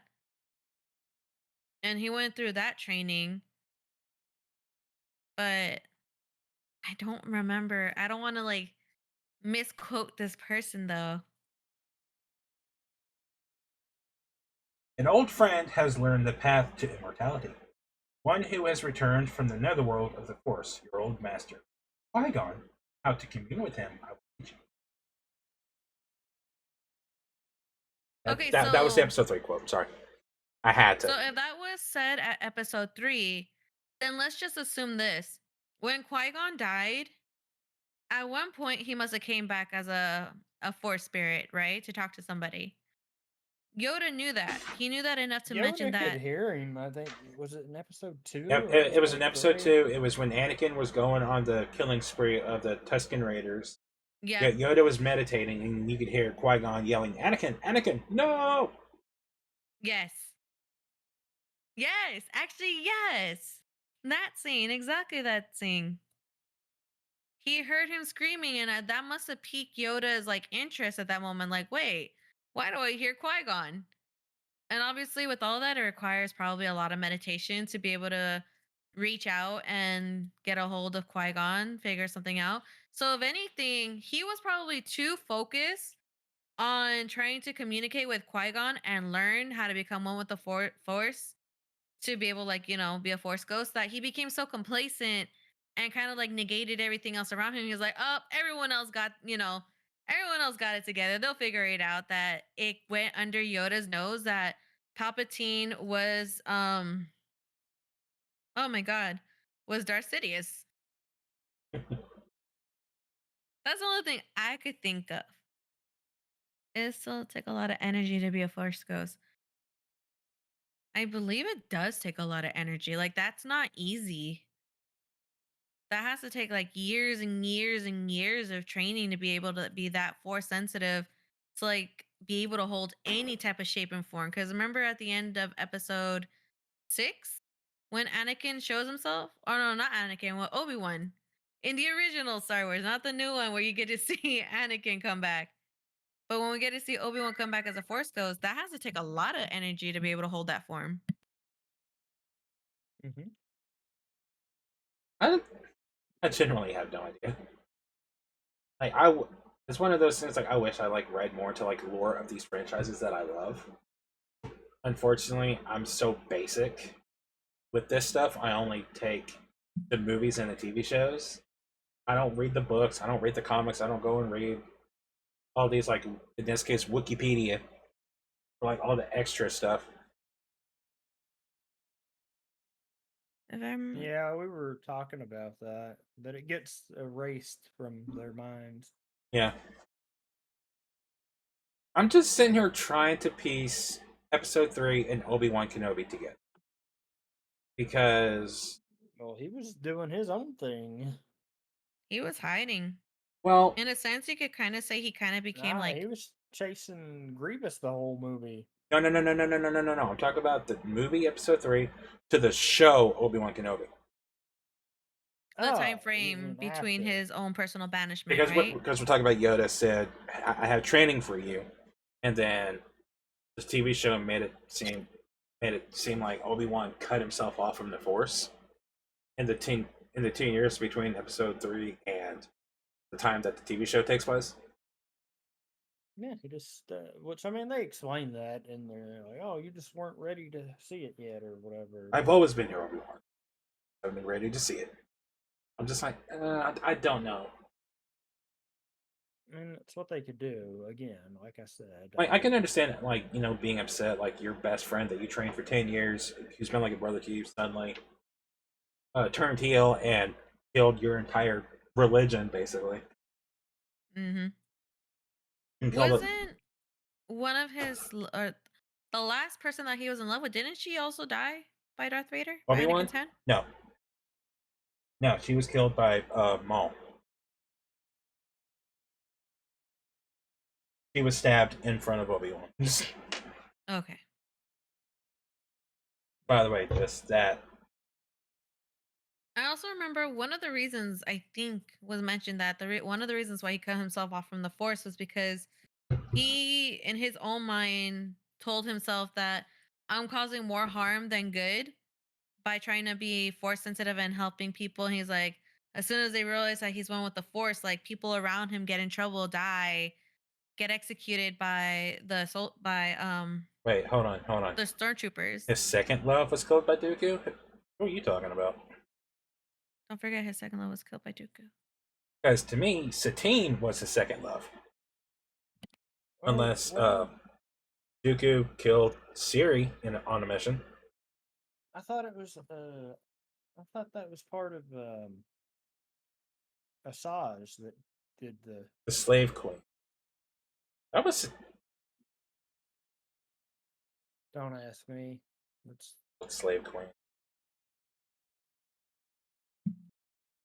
Yeah. I don't know. See, that's what Don't I was ask curious me. about. I feel like he had three lovers, and all three of them were like perished by different methods, like different people or something. Let me tell I you, know a Jedi for can't sure he love. had two. See, that's one of the things that I was always like iffy about because I will always remember what Anakin told Padme. He was like, the Forbidden Jedi, they're all about passion. They're all about love. We're just forbidden from, what love. was it? No. No, it was something else. Let me look it up. Let me look it I up because I don't want. I hate misquoting. Yeah, because he was like, you could say in a way we're meant to love or whatever. Yeah, I do remember that portion of it. Possession is forbidden. There you go. Something is forbidden. Compassion, which I would describe as unconditional love, is essential to a Jedi's life. Say we are encouraged to. Yeah, tell that to the Jedi Council. He tried. Yeah, so it was attachment and possession. Glad you all could remember that stuff better than I can. Actually, I looked it up right now. The Oh, lines. I I'm looked looking it up up the so Slave good. Queen because I can't remember. because I was See, and like, that's I remember. I know who you're talking about because I see this and I remember this mission, but I don't remember her being romantically involved with Obi-Wan. I don't know. If anything, all I'm seeing is like she was um, obsessed with Anakin, Clone Wars was so long ago Wh- for me, I don't remember. which it wasn't until after I started watching it that I realized, like, chronologically, like in order of like story wise, they were all just. It's like season 4, season 1, and it gets really weird. I was like, what? But I still watch it from start to finish. In a lot of ways, it feels like Clone Wars in particular, and hell, I'll even add Rebels into some of the better Star Wars that we got. Is a master obsessed? Oh, absolutely. Like when it comes to like the prequels, excluding Episode 3, like the Clone Wars just overall was just better. Master obsessed. But I don't know. Maybe that's just me. I just wish I'd have watched Clone Wars sooner. I wish I paid attention more No, to the you don't animated wish you had series. watched it sooner because then you would have been like the rest of us are like, that's it? Where's our ending? And then we finally got season 7 like 2 years ago. Uh-huh. You It was don't a get an long ending. wait. I had caught up just in time to catch season 7, and I was waiting. Oh, I did. That's how I watched it. You can I'm watch it on talking Disney about Plus. way before that. Oh, I know. Back when it was on Netflix and stuff too. Back when everything used to be on Netflix. I still haven't watched the first Clone Wars series. You mean the I'm movie? 100% No, behind. the 2D animated series. I think it was like 2 Yeah. seasons. I don't remember. I just remember the movie. Which wasn't a bad movie. Yeah. I liked it. The first introduction of Ahsoka. That too. I don't like that movie. It was good. Mm. I don't know. There was just so much they were doing with I'm just sad that I the haven't. possibilities. At least they didn't try and reboot the Christmas special. Don't do that. Don't do that. We don't need that. Can we leave it in our memory as a very good memory? I've never seen it. Without them. I don't know what good memory you're thinking of with the Christmas special. Wait, which one? The Star Wars Christmas special. The one with Mark Hamill, right? Yeah, the Yeah. one like from like the 70s where like he's got It blonde was hair. so bad it was good. That's one way to describe it. I've never seen it. Oh, It was bad. I'm sorry. But it was like a good type of bad. It was just very cringy. And I remember watching it. I watched it fairly recently. Not recently, but like 10 years ago recently. Why? That's recent to you? Why? That's for me. That's well, the time frame from when it came out to then. But I did it because I was like, you can't be a true Star Wars fan if you don't watch that. And I was like, okay. Why would you do that to yourself? Fuck you. Watch me. I was like, I watched it and I remember getting secondhand embarrassment watching it. And I was like, all right, we're going to leave that for a one-time view and I'll never see it ever again. I'm gonna leave it at a no time view. Yeah, it should be 0 or none or 1. That's all there is. Mine was the one and I am okay with it. Mine is a none, and I'm Look, I tried to watch it before there was internet still, like mainstream, so I didn't know it was bad. Okay? Ooh, Star Wars Christmas. I want to watch this. Exactly. That is exactly how it went. Mine went from curiosity. I had people tell me it was bad, so I was like, nope. No. Because there was a time I hate when myself enough to watch it. that stuff, and it might have been in between the prequels and I two, regret just nothing. just like, hey, I have to watch everything and read everything I can about this. I don't know. Oh, That was the same for well, the I think- games too. Oh, the games. I think we can all agree that at least the animated series did Anakin justice. Mhm. I made him likable, especially with his whole duo with Ashoka. It was nice seeing him in that light and seeing him become have his own Padawan and his frustrations with Ashoka. Like, man, you're a pain in my ass. What's the Now I Obi-Wan? get what Obi-Wan's talking about. Like, Which, oh, now you understand it. which also makes 0 sense because you can tell that was an after the fact thing because like in the movies he's like I want to be a master and like but you have a Padawan and like But she failed to become a Jedi Knight. Well, I know, I mean she left and everything too, but like it just Why did she leave again? I don't remember. She was accused of something that she didn't do, and the Jedi Council was like hell bent on. Well, obviously they wanted to like do proper justice, but they refused to listen to her. And when it came out, they did Anakin. Yeah, pretty much. And when it was revealed that like she was innocent and she was telling the truth, okay, you can come back. No. Yep, basically. And then she left. If you really think about it, she got. You know what? Let's put it this way. Ashoka and anime. I was about to call him anime. Ashoka and Yes. anime. Anime. Ashoka and Anakin were both treated dirty by the Jedi Council, but we see two completely different outcomes between Anakin and Ashoka. Pretty much. And realistically, if you really think about it, if Anakin really didn't agree with the Jedi Council, and they're because in their own way, the Jedi's are also radical in their own way.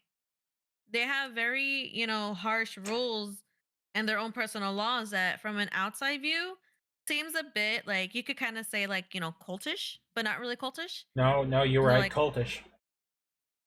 yeah, so Anakin could have just been like, you know what, in their own way, the Jedi Council is corrupt. Because in a sense, if you kind of like talk about how they turn a blind eye to a lot of things, and let's be honest, and Yoda being complacent and not really being, too present or too aware what's going on with the Senate. I am the Senate. The best line we got. That they are in their own way corrupt, and Anakin could have just walked away from it like Ashoka did and just done his own thing without having to, as Yeah, he was so remember that, has anyone seen the well, Robot Chicken special so Yeah. much about when Star he Wars. As much as I love the series, there's so many elements and so many aspects and so many parts of it, especially in the prequel shit, that makes no fucking sense as to why it went the way it did. The Force has a way of doing things. Fuck off with the Force. But no, all these questions and more could potentially be answered in the What If series. Dude, the Star Wars What If series.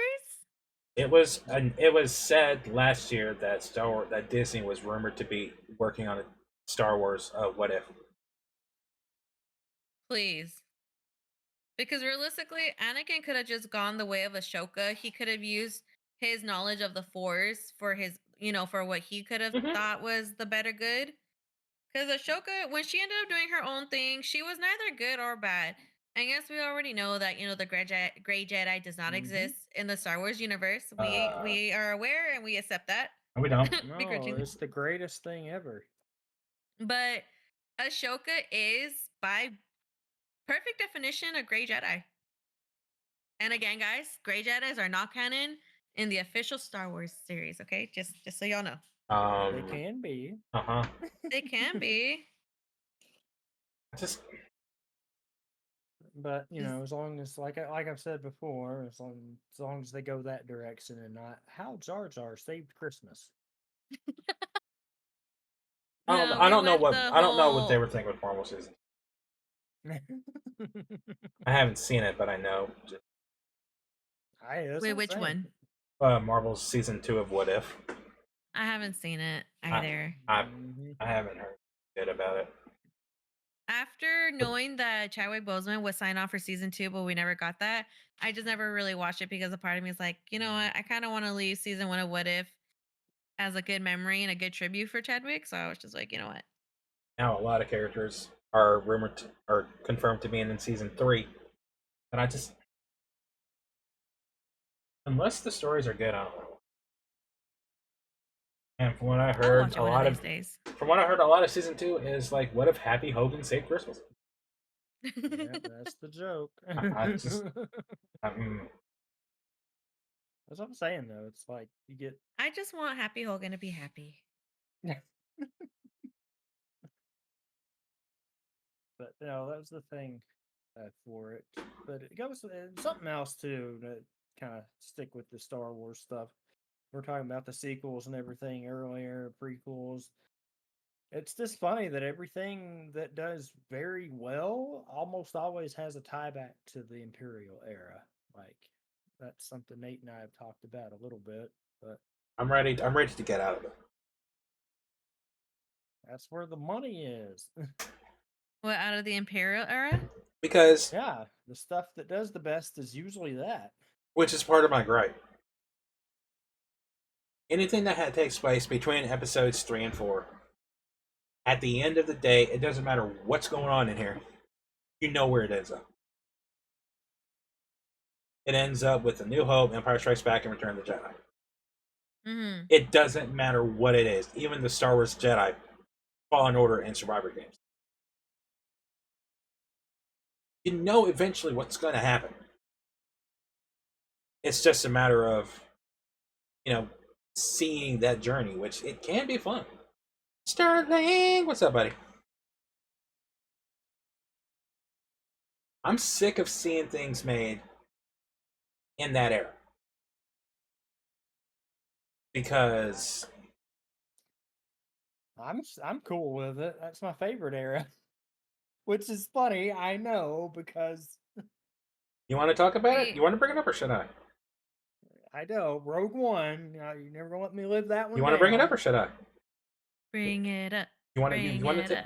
Okay, so when Rogue One was coming out, this man was so against the movie for the exact same reason I just said.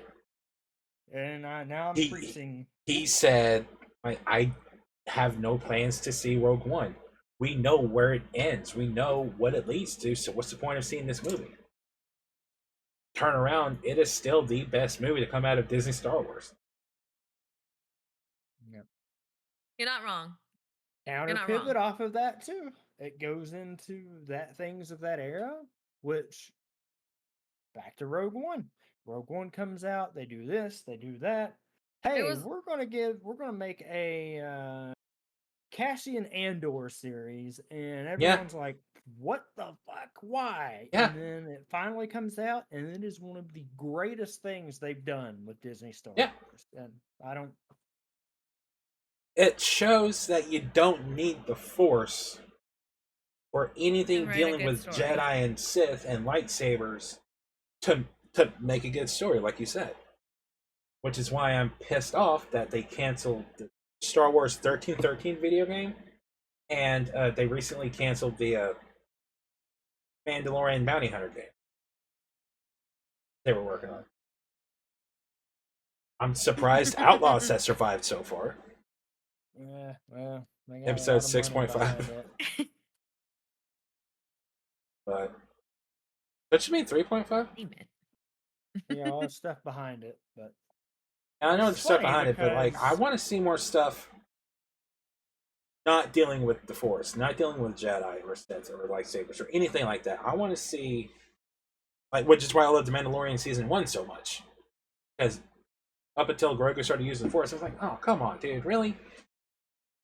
Well, we knew it was inevitable, I know. but it wasn't. At least episode 1 and a bit of 2 wasn't so force focused. Yeah. Season 3 is a little more force focused, but See- not in a bad, obnoxious way, though. I don't feel. Rogue One takes place before Episode 4. What are you talking about? In timeline order? What? No, it doesn't. No, it don't. I thought. Rogue One is the Epis- rebels stealing the Death Star plans. I'm so confused. Oh, hold on. What's timeline order? That's why I'm confused. Like, because even if you look at it the opposite, or Movies and if shows. you look at it the other, well, if you go 4, 5, 6, 1, 2, 3, and did it that way, but I mean that would Nah. Oh, sorry. You good? That was like a very painful hiccup. You're good. You're good. You're good. So, Rogue One takes place Oh, we know. after Andor. It was cleared up. It was cleared So up. that yeah, does it's make after sense. Andor, definitely. Yeah, it's after you Andor, know, but- it's- But considering Looks like like- Rogue One's final scene was essentially the opening scene of A New Hope. episode 4, yeah. But, Yeah, it was. but no, you're good. You're good. Yeah, I Listen. was about to say I'm looking at it now. Star It's Wars like, is hey, so like scattered with all the stuff they're coming out with. It's easy to get stuff mixed up. I want to say Rogue One was a saving grace for episode 8 or 9. Have a Was- good night. I'll catch you tomorrow. Good Was it? night. Good night. Was all right. Have a good shift. You remember when they were trying to escape the Imperial Army, and every time they Which were time? like force jump somewhere else, they would be behind them. It was what was it called? What are you talking about? Oh, in episode 8 when they were trying to escape to the New Order or something? Was the Yeah, First the New Order? Order. There you go. First Order? Whatever they're called. It was the First Order. But remember how every time they were like, Hydra. do light, huh? Huh? Hydra. Bill's drowning us again. Mm-hmm. You can't tell me to hydrate. I'm drinking a twisted tea. Mm-hmm. No, but it was one of those because every time they would go into hyperspace, they would be like right behind them. And in Rogue One, that was when remember when they were going up through that big thingy? They were pulling out like all the cars, and one of them that they pulled out was like this hyperspace tracker. What was it called? I forgot. It's been a while since I've seen it. But you know what I'm talking about, right? That was in episode 8, though, wasn't it? 8 or 9. It was one of those. Because I remember every time they would try to escape them and they would enter. Because that's what caused the jump at whatever they called that jump, where they turned around and jumped into them or whatever. Mm-hmm. Yeah, that was episode 8 because that was Laura Dern's character. Yep. No, I remember that. I keep But forgetting yeah, Laura Dern was in that. I don't remember what the Hyperspace. I don't remember what the exact thing was on that. It What's was the reason something behind where it? They because it's been a while since I've watched it. You know what? Because they could track them or something like that. They knew where they were going. I don't remember. It's been a hot mess. I I need to sit almost down forgot. and rewatch those movies again. But there was some reason they could track them during that. I do remember that. But with all the shit that we talk about, Rise of Skywalker, it's the worst Star Wars movie. It's got a few good points. Does it? I like seeing Rey, Finn, and Poe. My brain switched letters around in that. They're like Poe, Finn, and Rey. But Episode 9 with many great hits such as somehow Hyperspace tracker. Palpatine There we go. returned. Or my personal favorite, they fly now. they fly They out. fly now. Like I said, I like seeing those three together. But honestly, I need to sit down and rewatch. I need to sit down and rewatch that movie because I haven't seen it since it came out. And I copied that I watched because I'm a best Star Wars fan. So in Rogue One, they found a chip that was a hyperspace tracker. Mm-hmm. And that was one of the hands that they found, and they just like they pulled it out and they're like, "Oh, what's this?" And they're like, "Oh, well, it's not what we're looking for," and they put it back. They should have just got rid of it in Rogue One. But that is what led to Episode 8 when every time they would try to escape what Star was it? Destroyer. The Star Destroyer. They had a homing beacon on the Millennium Falcon, which is what kept them from, which would help them continuously track them when they would try to enter hyperspace. I don't remember that. It was Oh, okay. I remember this now that I've read the. It was one of the projects that Jim was looking at when they were trying to find Project Stardust. Okay. Yes, Ah, that now I scene. remember. Yeah, that one. Okay, that makes Because sense. they had come now. upon it and they were looking at it and they're like, "Oh, this is." They're like something. And they're like, "Oh, this is interesting." And they're like, "Oh, but that's not what we're looking for." So they just like Yep. put it back. Yeah, it was just like And hyperspace tracking or something. Yep. Okay. yep, Oh, that seems like we don't want them to have that. Let's just take this Act 2 just in case. they should have just Yeah. taken it with them. They should have taken them all. They should. They should have just destroyed that whole thing. They didn't have time. No, they didn't. That was actually a very sad ending for Rogue One when they, how they all went out. But Which is crazy compared to the original ending of Rogue One. That what was he? going. The original ending, they were going to go to Coruscant, and then they were going to get it put into carbonite. That would have been cool. That means we could have gotten Jin Urso back. Could And have. that was also always the talk because if I remember right, they said at some point she had more than one movie on her contract with them or something, but Yeah, that's not a thing anymore. But nothing why ever did came they of that. not honor that contract? That would have been so Well, awesome. they just didn't do But anything, yeah. if we're gonna be completely I don't know honest, what to tell you what about it. makes Rogue One so amazing and memorable and one of the best movies was how it started, how it went, and how it ended. And maybe, honestly, it probably would have been in their best interest not to continue it because her story could have probably like fell off. Probably could have like they probably wouldn't have carried it that well. So No. realistically, that's one of their swan songs. I'm It was curious just to that see good. what they do with the future because we have the Ray episode 10. Got it. Mm. Oh, when I showed him that he was what was it, like episode 10, the new beginning takes place 15 years after episode 9, and Ray is starting a new job. I don't know.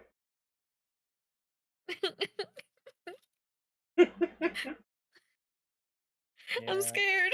I'm It's gonna scared. have Grogu involved, you know it will. Oh, I God. doubt it. I feel like Grogu's path is to become a force wielding bounty Mandalorian. I don't know. I don't think he'll go back to the Jedi because from like theories and like He'll go wherever supposed Din Djarin is. that's where Grogu's gonna Which, be. by the way, I'm excited for that movie, The Mandalorian and Grogu. Wait, that's a movie? I'm Yeah, sorry, I missed what? yeah. Mm-hmm. Comes out in 2026. Oh, we're getting. If Aw.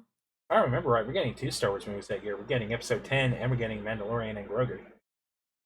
And apparently, they're also working on So a High Republic movie. so we're not gonna go watch 10. We're just gonna watch The Mandalorian and Grogu. I'll see them both. I don't care. I don't know how I feel about it. Look, I'm if curious. Like, I'm if Ray's intrigued. not pregnant with a force baby, I don't want it. Oh my gosh. Well, I want my it force takes baby. place 15 years after that, so If there's no 15-year-old Skywalker, mini Skywalker Jr. walking around, I don't want it. It's gonna be interesting. There's a couple of newer stories they could adapt to it, but I don't know if they will. Oh, like what? Do tell. So they could do an adaptation of the oh man, I don't know if I can pronounce this right, but the Yuzon Vong invasion or Vong something like that. But it's an invasion from another galaxy. So kind of like they were teasing for Ahsoka, but they could do that. They could do the Black Fleet Crisis, where there's an entire fleet of see, he knows more Imperial, about the extended shit than I do. Just not the movies. I'm boring. where there's the entire fleet of Imperial ships that are just missing and nobody knew where they went. Uh, I don't know. There's a couple of other things, but the other invasion would be good to do because that they could You know what Star Wars another movie I'm not galaxy. seeing? Yes. You know what Star Wars movie I'm not watching? Which one? The one Taika Waititi making. Oh Oh yeah, no. that I thing. wish he would back off of movies, especially Thor. Oh, he's not making Thor. And if anything, the rumors surrounding the next Thor movie, like if they're legit, oh my. He said he will make the greatest Star Wars movie ever. He does not care. Mm. I think he does better with like his own stuff, but when he works on like pre-established content, like he just it's sad because Ragnarok was pretty good, but Ragnarok was amazing. I despise Love and Thunder. I liked it. It just It wasn't its was strongest one. I hated it. But anyway, I'm not planning on watching his Star Wars movie. It is my goal with Which this one week. is he making? I don't know. All we know is he doesn't want to rush it, but he's also quote You don't want to watch the D&D Star Wars? Never gonna happen. D&D Star Wars. Yes, and it's not the D&D you're thinking of. Oh, I know. I know what you're talking about now. Yeah, no, I'm good. I'm good. I don't want that. I'm good. Let's rush our series so we can go make our movie. It's not just let's rush our series so we can go make a movie. It's let's rush one of the biggest TV shows to ever hit television Mm-hmm. just to go make a Star Wars movie. And I think they were going to make a TV show, but but they were like, no. I forget their names, but they're the people who made the Game of Thrones TV show. Dan and Dave. They were slated to work on a Star Wars project, but they had to I finish heard about that. They had to finish Game of Thrones first, and they really wanted to work on this project, and so the last 2 seasons of Game of Thrones really suffered. Oh, it did terribly. But that's okay. We have House of the Dragon now. That was so good. Mm-hmm. Speaking of season 2 drops in When? June. Oh, y'all are not gonna see me for 2 weeks. But Well, is it fair to say that we could blame the rise of Darth Vader on the Jedi Council? Because as much as we want to blame Emperor Palpatine, Palpatine manipulated him, but Anakin, but the Jedi Council should have been a group of people that Anakin could have felt comfortable talking to about certain things, but instead they kept their Avoiding rules made him not want much to do with them. yep. I mean, that's just my thought on it. And they could have had the strongest force wielding children family on their side of all time With Uncle Obi-Wan. with Uncle Obi-Wan. Uncle Obi. I will never get over the what if drawings that someone made. Oh, I love those. Anakin. That art. I love that art. Right? Love that art. It was so cute, but no. But no, Mace Windu, as badass as he was, decided to be a dick and push him further. Yoda was too busy meditating and trying to figure out how Qui-Gon was able to communicate and, become a Force ghost. And you know what the worst part was? The worst part of all of it was Yoda sensed that there was something dark brewing inside of Anakin. And he didn't do anything. And didn't do anything. He actively didn't act on it. No, he knew. He knew he was in pain when Shmi died, when he killed all those Tusken Raiders. He knew that you know what? He also, if you really think about it, he knew about Padme. He knew how Anakin and Padme felt about each other. He knew exactly how Anakin felt about Padme. What's funny about that is that brings up a scene from Revenge of the Sith that I am pissed was deleted. Mm-hmm. It's a scene where Obi-Wan visits Padme. I don't remember when it takes place because in these pictures they look happy.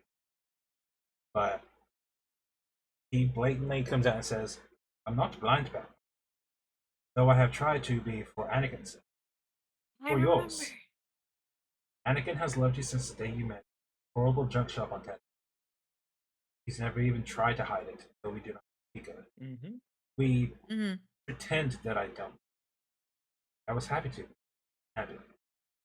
You made him happy. The fact that scene was deleted, I'm still pissed off about it. You know that scene, we're making that scene canon because it confirms they knew and nobody said anything. There's a throwaway line in the Clone Wars. I think it was season 7. You gotta help me out here. Anakin is in a call with Padme in a storage locker, and I think it was Rex who was guarding him or something. There's something guarding the door, not letting anyone, Obi-Wan, in. And Obi-Wan walks up and is like, "Where's Anakin? I need to talk to him. He's busy doing something." Yep. And eventually Obi-Wan just kind of slowly walks away, and then Anakin walks out. Like, I forget what they're talking about. Well, did you do this? No. Did you do this? Blah, blah. Well, did you at least tell Padme I said hello? Yeah. And Anakin stops for a second, and then just keeps walking. Yeah. No, there was that portion of it. I forget what season that was. I want to say 7, but I feel like it was season 6. It There you could have go. been. We have confirmed here on on Chaotic Codpast Obi-Wan that the Jedi fucking Order knew. knew, and nobody said anything, nor did they address it, and they could have prevented Darth Vader and the rise of Emperor Could have Palpatine. prevented all this shit. They could have, but they're like, we're just gonna let him be. You make him happy. Go on, just keep doing stuff for the Jedi, and we won't interfere with your love life. Like that. I guarantee you, half the problems that happened would not have happened if the Jedi could date and like be in relationships. Like, hey, we solve everything. Hell, And the crazy part is, all the other Jedi's were having secret relationships too. It wasn't just Anakin. Obi-Wan had blatantly said, he said in the Clone Wars to Satine, had you asked, I would have left the Jedi Order. Obi-Wan. I saw that YouTube video. Obi-Wan said this, and I was like, I'm in. But I have actually seen that YouTube video. I have seen that when he said that. Like Clone Wars has a lot of good Obi-Wan. stuff in it. Yeah. Isn't there a Jedi couple in Star Wars? It was what was her name? She was the blue one that had the twin, like, her hair. I know what were they called again? She's Twilight. I think it was a Twilight. Yeah, she also had a romantic relationship with the green guy. Kit Fisto? One of them. I don't remember that. Because I remember I was watching a video and they were talking about like relationships that were mentioned in the comics, but never really like brought to light in like the movies. Because they were talking about the comic book versions and like, yeah, in the canon comic books during the time when Disney bought out Star Wars, that there were a couple of Jedis who had relationships that they kept it a secret, but no one really talked about it because as long as it didn't interfere with like the Jedi Order or what they needed to do, no one really actually like spoke out about it. Surprised me. No, it wouldn't surprise me at all. So I want to say that's probably why no one really voiced it when it came to Anakin, but at the same time, that was their biggest downfall. Yeah. And kind of like what Dakota just said, it's like if y'all just or Nate, one of you guys said it, if y'all just let relationships be a thing and just set boundaries and be like, look, you guys could be in a relationship, but you need to understand if they're this or if they're corrupt or you have to make the right choice or don't let them interfere with the Jedi Order or your work and stuff like that. Yeah. But no, they just turned a blind eye and they're like, no relationships. That is a path to the dark side. Mm-hmm. Like, bro. They know. I hated that. Like, that is my. Growing up, I was like, I want to be a Jedi so bad. And like, now as an adult, I'll call it that. Like, I could absolutely never be a Jedi. You mean No. take a seat, you master or young Skywalker? I almost said Master Skywalker. Master Skywalker. That's what the kids address him as. Not the younglings. I'm gonna go with the Robot Chicken version where he's cutting daisies. Okay, that's all he's doing. He's don't cutting get me started daisies. on the Robot Chicken. Go for Papa Palpatine. Like, think about walking through the fields of Naboo. I love their Palpatine in that though. Who's they? Cool. What the hell's an aluminum falcon? Good times. Good times. You know how much I took out of a loan to get that damn thing built? Yes. Don't you love it? Yeah. But I do intend to go back and try to find some books that I haven't read. Like, I want to read that Brotherhood book of Obi-Wan and Anakin. Which apparently that book is where the Business on Kate Moria happens in that book. So I want to see what the fuck they're talking about. Whereas Can with we talk about you are having way as too much fun with that slime. I'm like I have to keep my hands occupied and I'm just like slime. um what was I gonna say? Can we, as much as I love Anakin Anakin who? Anakin Stark? Skywalker. Did you just combine Marvel and Star Wars? Anakin Stark? Yes. Anakin Stark. I love it. Oh man. So is he My Iron brain's Skywalker? collapsing on me. Oh That's how he gosh. got the robotic arms and everything from Stark Industries. Oh my gosh.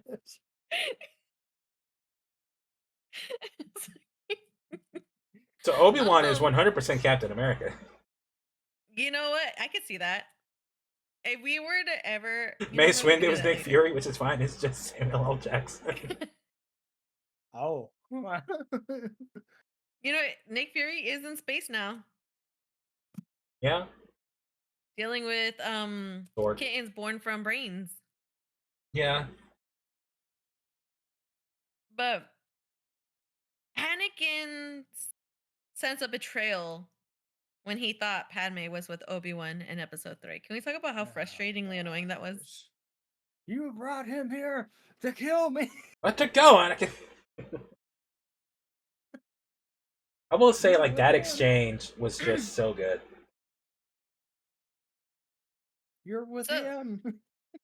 if you could think of another way that how this could have went better, how would you have wanted the turnout to be? Would, Sent Ahsoka instead. Yeah. would Ashoka have been a better uh, there's arguments for and against between her and Padme who could have done a better job of keeping him calm. Okay, I gotta hear these. Tell me. I'm just saying. I've seen them. I don't. I feel like whenever, like, Anakin is near Ahsoka, he has to, like, reserve himself to kind of show the proper way to handle situations. I thought you were saying send Ahsoka to kill Anakin instead of Obi-Wan. Yes, No. exactly. Send this 16-year-old to kill Anakin. All right, She it's all wouldn't yours. have been able to do it. She She beat had a Darth lot Maul. of respect She and beat love Darth for Maul. him. And Obi-Wan There's a didn't? Well, they both big did. difference in beating Darth Maul and beating that Anakin. Beating Darth Maul and beating Darth Vader. Yeah, big difference in that aspect. Hell, of grown-up things. Ahsoka didn't do it. Yeah, she did better. She could have. She just Just, Well, chose not to. yeah. we do have that one scene where she confronted Anakin when he was Darth Vader. Mm-hmm. That whole episode was just... It was Star Wars fan service, but done in the best way possible. Oh, dude, I was so ready when they were airing those. Are you talking about the Rebels one or? No, the episode in Ahsoka. Oh, I thought you were talking about the episode in Rebels that did that. Oh, no, that was a fun episode. When she It fought him was in a when pyramid? she, Mm-hmm. yeah. Yeah, it was. Anakin and... I mean, Obi-Wan and Ahsoka got the same scenario from Vader. Helmet sliced in Even- half. Anakin's gone. I am what remains. I mean, pretty much. But I We know mean, that they got that from when Luke was training with Yoda. Because remember when he struck down Vader, the mask fell and it broke up and it revealed a child inside of it. Yeah. I But see, it's like, and we were kind of talking about this portion of it earlier. Like there's so many aspects for that side of the story, but I do like things that like we don't know the full answer for yet. Like, well, they've answered part of it now, but like Ezra's story is still going on. Cal's Mhm. story is still going on. Like they have ties to, the main story, but they're in a sense their own thing. At Mhm. least Ezra's... there's a 30-year gap between the fall of the Empire and the rise of the First Order, so they could easily... Like we don't know how the whole Thrawn stuff's going to happen. That's why I'm intrigued to see that. But with, like, Cal's Well, again. we know it's going to get resolved before episode. Yeah, but there's a 30-year gap, so 7, there's a time of peace. So it's like, okay, so that'll be fun. which is crazy because it. I don't know. It's going to create an issue because it's going to be like They're the adding too many Empire. stories in these time Well, it's just frames. the thing of like in episode 7 or 8.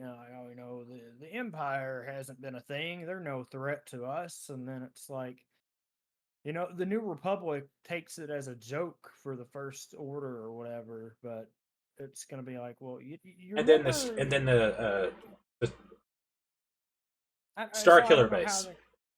Well, that, but I'm saying like even before that, where they're like, oh, it's just a joke, but they're gonna. I'm curious to see how they're gonna box out of this corner because they're gonna be like, oh, yeah, but you all don't remember, 5 years ago when Thrawn came back and did his stuff. Like, You clearly don't pay attention to shit, do you? that's how I'm curious how they're going to work that in.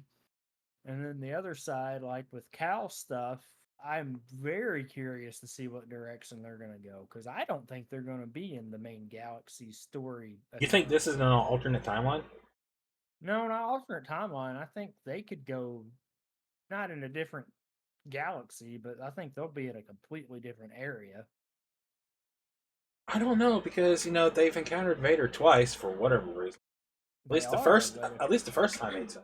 But if you remember how it ended, they're in whatchamacallit now, so.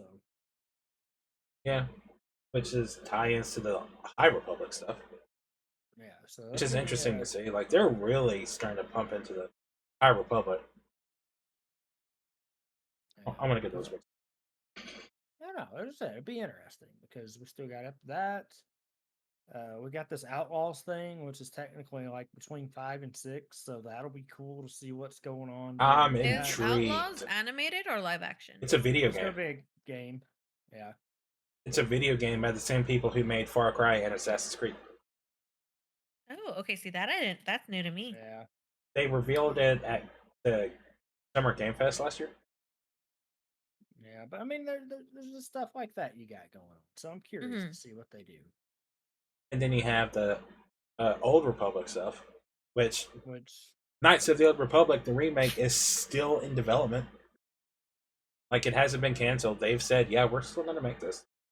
No, even though I know that story though, I want new Old Republic stories. I mean, yeah. No, just give me more. But... You know what? Fuck it. Reboot the whole thing. God, don't tell him that. No. Reboot the... No, hold on. Reboot the whole thing. And this is just going to go back to my just ignorance, I guess. Because apparently, like, my thoughts on the whole thing just don't make sense to anybody. And that's not a jab at y'all.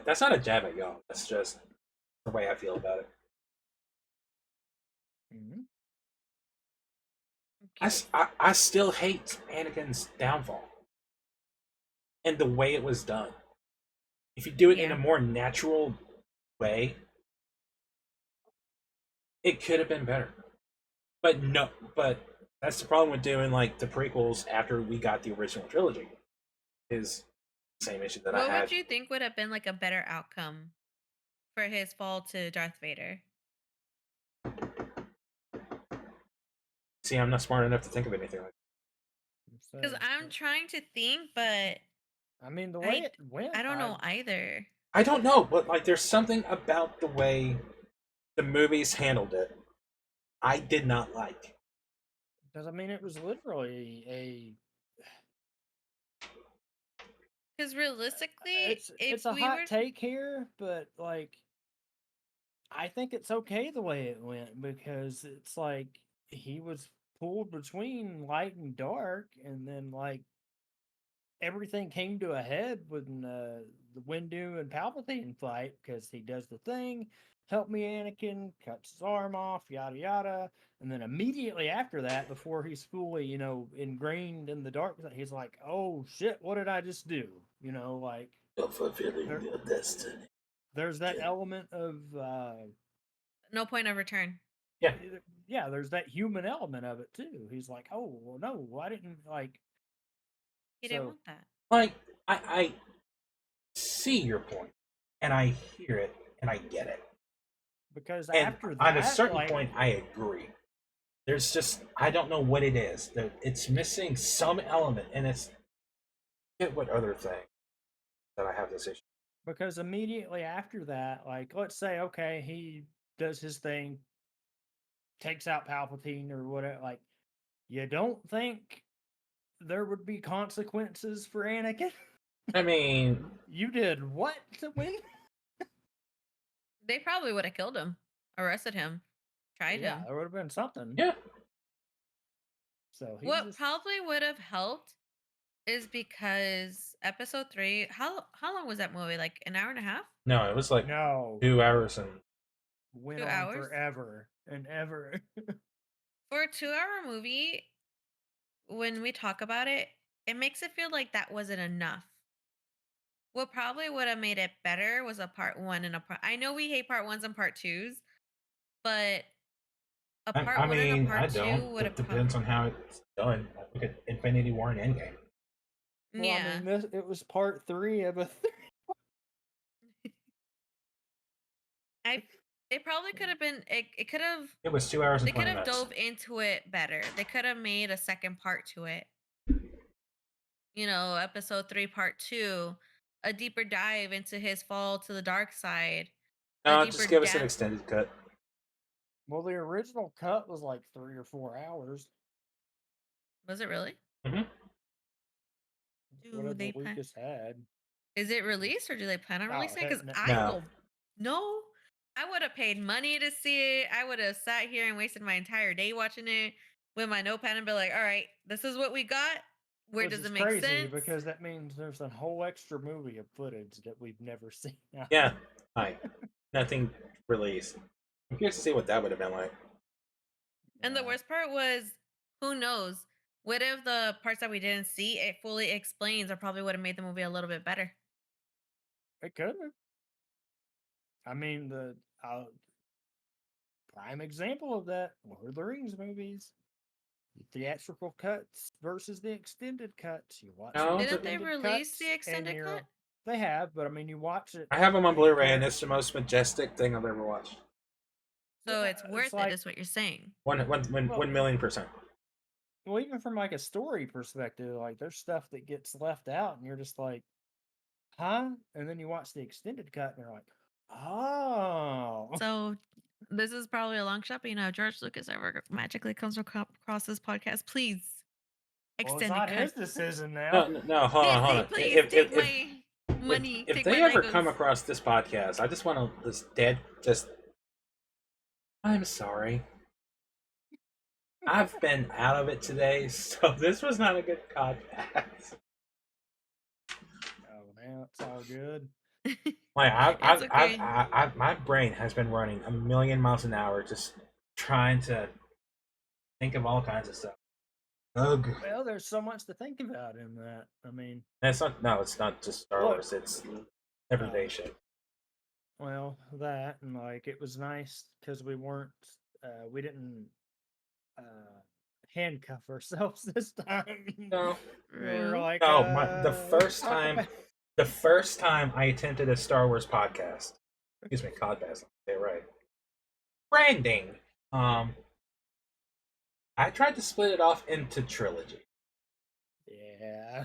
The first episode was the original trilogy, and then it was supposed to be the prequels, and that didn't work. So the What following happened? week, we spent 20 minutes on the original trilogy, and then we started talking about just everything else. And so we said, Yeah. let's tell you what, let's do this next week and talk about everything. That sounds about right. That's No, I'm good. that's the better way to do it because you box yourself into a corner if you're Now like, doing "Let's it talk now about now this." now breaking down the MCU in phases, that was a good idea.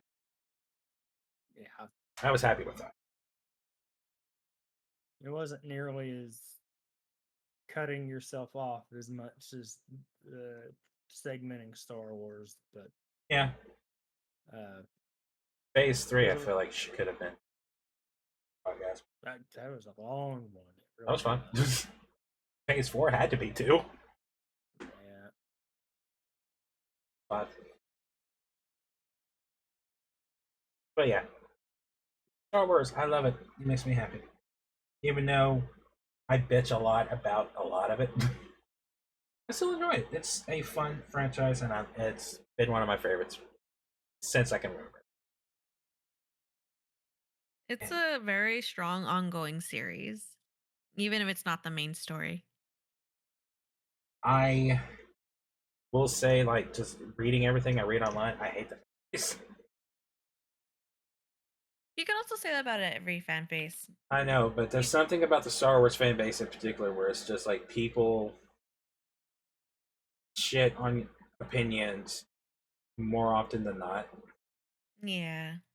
Like, I know someone in real life who hates episode 1.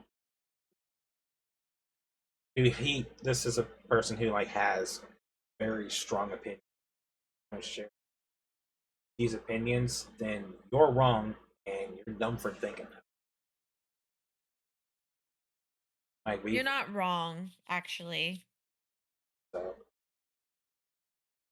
I feel like the older generation is not as open-minded as ours. Because if you cut like the trilogies into segments between the OGs, us, and then the newer generation, like everyone's gonna have biased opinions and feelings on the movies. For us, we grew to love all 6 movies, right? Yeah. I mean, I like them all. yeah, Exactly. We love it for what it is. Before the remastered version of 456, which it kind of bugs me, but not too much because I understand that George Lucas wanted to add some things into the original trilogy because at that time they didn't really have the technology for it. Now they do. that brings up another So, point. I'll bring. hmm? That brings up another point I want to touch on in a minute. Mm-hmm. Just whenever you're done. Oh no, it's just like I just wish that the fan base, especially the older generation, was a little more welcoming and understanding and not so like standoffish. Like one of my friends that I know in real life, he's a hardcore Star Wars fans and he hates the the prequels with a passion.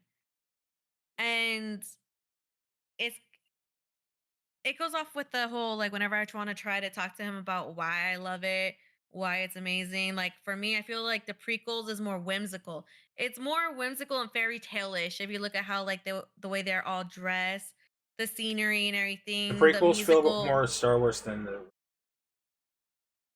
It feels more what? Star Wars. Oh I yeah. that Whereas that's where it gets too subjective for that because the people that grew up with the other ones will say the opposite, and then us that grew up with those will say no. But like it, I will say Padme should needed to fire her costume designer.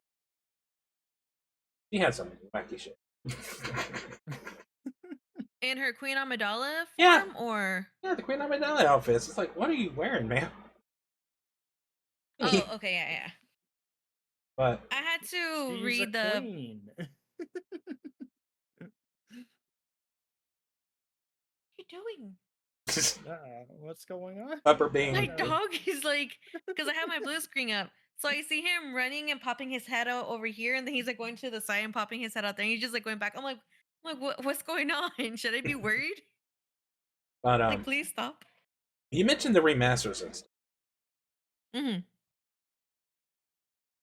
I have the Star Wars movies on my shelf, except for Solo. That's the only movie I don't have.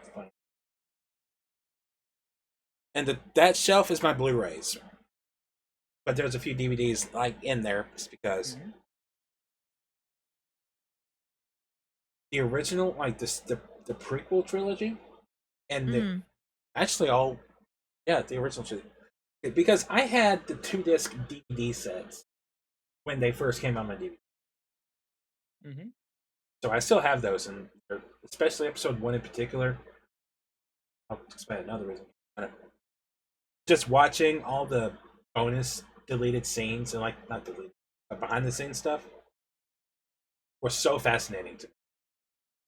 Like watching Obi-Wan Ewan pick out his lightsaber hilt for episode 1, watching him and Rey practice the fight scene. And then in episode 3, no, not in episode 3, there was a set that came out. It was a one disc set for the original trilogy that came with the fourth disc. This was a release that was building up to episode 3 coming out in theater. Now I remember one of my biggest gripes about episode 3 when it first came out was half of the footage that they showed of Ewan and Hayden choreographing the fight. Half of it wasn't in the movie. I know what you're talking about. And there were so many shots that were included there that was just so good. But they didn't use it. And I'm still pissed. Goes back to that 4-hour cut. I would have, hell, their fight is still the longest sword fight in history. But I will never replace those DVDs. One, for sentiment. But I hate that they replaced the puppet Yoda from episode 1 CGI in the Blu-rays and everything moving forward. They did, yep. Because of the nostalgia that I have for that movie, the CGI replacement just feels so out of place and just so weird. I can't. It does. You don't miss Puppet Yoda? I do miss Puppet Yoda. That's what I'm saying. Like, I know. Wasn't it also in episode 4? Remember when R2D2 was hiding within the rocks, and then Obi-Wan was like, "Oh, come out, like don't be afraid." Remember, he was just hiding in like a little cave, like a little cavern that he was there. I think in the remastered version they kind of like added like rocks over it to make him more hidden. I don't remember the differences there. Look for it. Y'all remember when Jabba was supposed to be a human being? Jabba? Yeah. Like the original screening, shooting for that, Jabba was actually a human. I mean, when Which Vader makes the had, line "Jabba, you're a wonderful human being" just so much funnier. Vader had a British voice. Oh, his original voice actor. Well, it was this. It's the guy who was in the suit. Yeah. They're like, no. Yeah, Makazi, what's up, buddy? Welcome. They're like, no. You are a traitor, and you stole the plans. Yeah, that would have gone great. We are back from the hospital. What? Oh yeah, they've been there for a while. I don't remember hearing something. Yeah, his wife. But good news, they get to leave finally. Yeah, that thing. I'm curious to see what's in the future for Star Wars. Like, we gripe about a lot of things, but overall, this series, it at least for most of us, it's part of our childhood. Mm-hmm. And it's The good, the bad, and the ugly. The good, the bad, and the Christmas special. I was gonna say Hayden, but that works too. It's like I said, or like we were talking about with your memories of it. Something still that sticks out to me is from the theater in episode 2. Get to the end of it, and Yoda's like, "Begun, the Clone Wars have," and everyone just went nuts. I was like, oh, we're doing this. But yeah, it was something. That in episode 3 in theaters, just makes me excited to see what happens next, because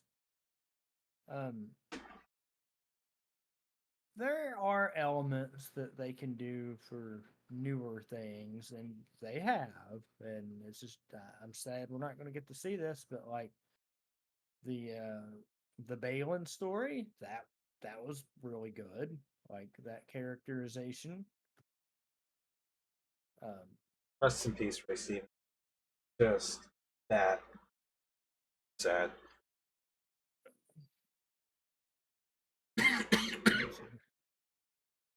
Sterling, you're breaking my heart, Sterling. So what I'm hearing is we need to have a movie night. Just watch all of Star Wars. Sterling can't get into it.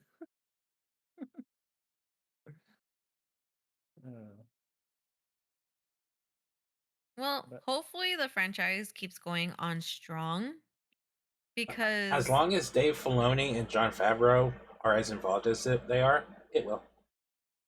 honestly, And Dave, those we two trust. have honestly kept it going. Has honestly kept it going strong for them. What they need to do is they Because need to bring Sam Witwer involved Yeah, they do. because he's corrected Dave a few times. Mm-hmm. It's funny. Yeah, it is very funny to know For those who that. don't know, Sam Witwer voiced Darth Maul in the Clone Wars TV show, and also did the face caption and voice for Starkiller in Force Unleashed. Yeah. I love his explanation of how he got that part too. Uh, she's already Where met he was Padme. no, not that, but in Star Killer or whatever, I think he said it was the auditioning for that. And uh, there was a scene for Star Killer to meditate or something, and he was struggling, and they're like, "What are you doing?" He's like, "Well, Vader wouldn't have taught him to, calmness here. He would have taught him, chaos, basically. He wouldn't have been able to be calm and meditate as a Jedi or, a Sith or whatever." And they're like, "All right, you're hired." Yay, getting actors who know their shit. actually, Yeah. what do you think Darth Vader is much more disciplined than Anakin Skywalker under Palpatine's training He has no choice versus but him to be. under Obi-Wan's? Uh, to an extent, but I mean, a lot of that is just his. It's because of Obi-Wan, as the meme goes, "I have the high ground, Father. I'm not falling for that again." Rose lightsaber. I mean, let's be honest. You really think Vader was going to make that jump? That's the same. Because I'm pretty sure he was above him when he said that. He was. Obi-Wan has taught you well. I'm falling for that again. Oh, but yeah. Don't try it. Because like when I think about it, I feel like Vader is slightly more disciplined and obedient. Like, Kind of has to be against Palpatine, yeah. especially in his condition. Oh, and that's the other thing too. I think everything he does at Vader is at like a tenth of his true power. So I mean, like that's just you got to think about that too, because he lost his arm. He lost a good chunk of his force ability, and he's still doing everything possible as Vader. So But he Yeah, I've lost a seen good chunk that. of his force ability? yeah, when he lost his limbs, Oh, okay. so like when Obi-Wan did the cut, like Hmm. a lot of I forget what they said the amount was. 25% each limb. Or limbs. Because he doesn't have his legs either, does he? Yeah, he none of his limbs are like human. From the knees and the elbows down, like no, it's robotic. Yeah, so basically, this is roughly what Lucas was saying. Uh, Post Obi-Wan loss, he was around 80% of Palpatine's power, so to speak. But if he had retained everything, he would be over twice as powerful as Palpatine. So that's how much power he lost out on because of Obi-Wan. When you say it like that, it doesn't really make him seem that strong at all. Yeah, I mean, he's pretty much the strongest aside from Palpatine in the galaxy. So, I mean, that does lead to a fun thought. It's like, what if? I don't want to say what if Obi-Wan had lost that fight. What if Anakin never, sustained the injury? Like, what if he's living through the galaxy as just like his normal, like Hayden Christensen looking self? well, there is part of the Episode 3 game that did the what if on that. Hmm. What was it? What was the story on that? The galaxy belongs to me. Oh, Yeah, pretty much. It God, I wasn't haven't played that game in a best. long time. It wasn't the best voice acting, but Even though it was Hayden, which I know it was just So he beats Obi-Wan in the fight, Leota. Then Palpatine comes there and it's like, "Your new lightsaber, Lord Vader." He throws it up in the air, turns around, and stabs Palpatine. He says, "Nope, it's my galaxy," basically. Could have been him and Padme's had he not broke her heart, Just Mm-hmm. saying. Yeah. Just Yeah, I don't know. I just keep sitting here going, like, she died because of him. Like, he spent all this time trying to find ways to save her, yet he's the one that killed her. Yeah, And she died she of a broken heart. she She died wants in the will to childbirth. live Yeah. She could have, well, let's be realistic. She could have lived through that childbirth if she wanted to. She if she just lost wanted the to. will. Yeah. Like, Because she told Obi-Wan, like, there's good in him. I feel it. Yet don't want to try to get him. She was like, you know "Nah, what? I'm out of this." Now that's raising more questions. That's your problem now. Pretty much. Yeah? I mean, to be fair, Because he thought he killed Anakin there. Mm-hmm. I'm sitting here and in my head, I was like, oh my God, Gosh, I wish newfound questions. that the Obi-Wan show would have kept the comic version of how he found out he was alive. That would have been great. Hmm. Or he's in a bar in Tatooine and they were showing the not the news, but like the hollow news thing, and they Hmm. see Hmm. it's the invasion, and they're like the Empire led by Darth Vader, and then like there's a panel of Obi-Wan's face, and it's just like, oh man, I'll have to send it to you all. It's Where he looks like he's like in pain, misery type face. mm-hmm. See it. Yeah. That would have been awesome because I know like one of the biggest reasons why he cut himself off from the force is because of that kind of like self-loathing that he created Darth Vader, even though he didn't. I don't know. I kind of like the nice closure that Anakin gave him, saying like, it wasn't you who created me. Oh, yeah. What was You the? didn't kill Anakin Skywalker. I did. Yes, there you Yeah, go. that. But I was not. I am not your failure. Because to me, that felt like the last bit of Anakin that was left to give that closure to Obi-Wan. To let him know, like, you know what, it wasn't you, it was me. I did it. Not you did. I ain't letting you take credit for Darth Vader. That's my credit. Shit. I put in the hard work. You just cut my limbs off. I'm the one who cut off Mace Windu's hand. I Hello, was the one who Rain. took care of those daisies in the field. Them younglings. Mm. I did that. No, gosh, no. Only pain will you find if you go into those holograms. Killed our stunt coordinator. That was me. Mm. Oh, I can't find or the full Obi-Wan. panel, but that's I'll part be of it. right back. I Potty break, potty break. Let's go. So I can't find the full panel, but that's part of it. That is a Like painful and his face is just like you know what? That would have been nice to see actually. yeah, Also, that I'm gonna was go into the bathroom as well. I'll be right back. okay. Folks, you just get me today. And Kitty, I haven't seen the Lloyd news.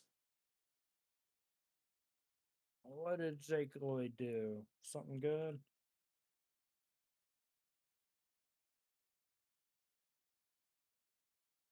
Uh, he's doing much better. He said Phantom Menace wasn't what caused him. Huh, that is interesting. That kid got a lot of hate as growing up. Can only imagine what they'll do from that after the fact. I don't know. But it'd be interesting to see. We appreciate everybody stopping by tonight, watching the Star Wars Codpast. Nate always appreciates it. It was as good as Revenge of the Sith. Yeah, I mean, they're good. Like I was saying earlier, Nate and Leota, they love episode 1. I mean, I like it, but it's the hardest one for me to rewatch anymore. I don't know why. It just is. It doesn't hold up as well for me. But, hey, it is what it is at that point. um, there are other aspects. Like, I liked 2 some. 3 is probably my favorite out of those. But it's just funny how they have, what's the word I'm looking for? Yeah, CGI the movie. And now allegedly they were getting re-released this year. Or like they were going to re-release everything, but I don't remember what the reasoning was behind that. I don't even know if that's been confirmed yet, honestly. It's just something. What happened? Oh, we're talking about the theater re-releases this year allegedly for the Oh yeah, I first 6 saw that. movies. No, we're getting 1 for sure, I think. Yeah, one's for sure in May. Yeah. So I'm hoping that comes here because I'm at theater. Yeah. Oh, I'd love to see that in IMAX. Yeah, because that'd be the 3rd time I've got to see it. After all, Hey, I was the weird person that went and watched the 3D release, okay? weird. It was okay for what it was. I mean, the movie itself Yep. is fantastic, but the 3D is crap. Come on, Leota, back me up. You went and watched 3D episode 1 back in 2011, right? Wait, 3D episode 1? Yeah, Like in theaters? Yeah, it was like 2012 or 2013 or something. I've never seen the prequels in theaters. Oh no. Remember the first one I saw was the bootleg version, It and then the was VHS version. It was 2012, so that's when they did the re-release. If I could have seen it in theaters, I would have been like the happiest day of my life. Right? Well, guess what? You can later this year. What do you mean? Don't get me Episode 1. excited. Episode 1 is getting a re-release in May. Are they gonna add, deleted scenes? No, probably. No, it's just the standard. Maybe 4K. So it's basically what they did with the original trilogy, right? Yeah, pretty And much. if we don't get it, I guarantee you'll get it near your area. Oh, absolutely. Absolutely. There's no way you don't. It's begrudgingly, it's California. I'm 100% positive they'll be like, all right, here you go. But like, Yep, exactly. Here. I'm gonna sit there in theater, my 11, 12-year-old self, all excited with my novelty AMC cup, and all excited, like, great. Yes. We'll go out there for Anime Expo and see it too. Shit, I was almost able to go out there in 2 weeks. Oh, you're coming out here? No, He's going to. I was going to, but I wasn't able to. And the situation was just kind of something felt off, so I told them I Fair couldn't. enough. Yeah. I'll explain it in a minute. But yeah, I feel like that might be close to a wrap up. It could be. So this didn't go the way I was hoping it would. Oh, But I think it was fine, fine. I think though. it was fine. I had fun. But thank you guys so much for coming and hanging out with us. Hope you had a fun time listening to us gush about all things. I say all things. We probably didn't. We didn't even talk about episodes 5 and 6 hardly. But We're like, yeah, those were a thing that happened. yeah, episodes 5 and 6 does exist. Which is horrible because Empire is Empire one of the is best considered. movies. Empire is one of the best Star Wars movies. It's definitely in my top 3. Yeah. Mine too. But yeah, Exactly. thank you guys for hanging out. Thank you for having me. Of course. Of course. First. I enjoy these. And yeah, this was episode 20. This was episode 20. Minus 3. Oh, this is your 20th Codpast? 20th time doing this. We Da-da-da-da. what? Why did you say Yes. something? I could have bought out balloons and everything. The balloons. We could have had pie. We could have had a virtual pie. Today is also Pie. pie day. I mean, That's true. Actually, I didn't think about that. all that It is stuff. 3:14. I didn't think about that. It is. So thundering you of talked a about star. Star Wars on 3:14 day. It all came Uh-oh. together. It came full circle. Should have saved it for March 4th and for May 4th. You could still put something up. May the 4th. You could do May the 4th be with you and Revenge of the 5th. One day talk I'm about pretty Jedi's, sure the a next lot day of people talk about the say Sith. it's really Revenge of the 6th. I hear Oh both. yeah. I hear both. I've never heard that one.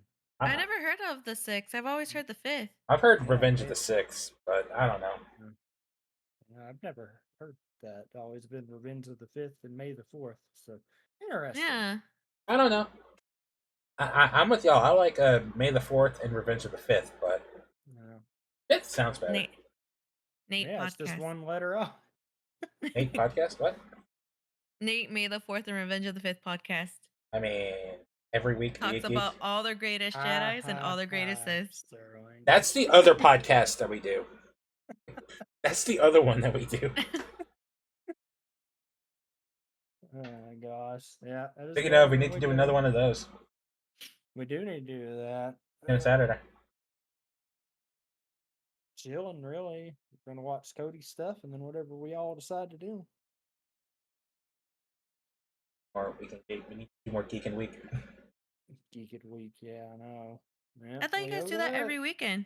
It varies. It goes through phases. Yeah. Some weeks and depends on what we're doing. Leota, if you're ever free a Saturday, I'd love to have you on. My job hates me. That's I feel like your coworker does that one in particular. I was so mad today. I looked at my schedule and I was like, I get off at 4:30 and my coworker comes in at 4 p.m. This is great. You know, Mhm. So they were 5:06 an comes hour around. late? An hour late.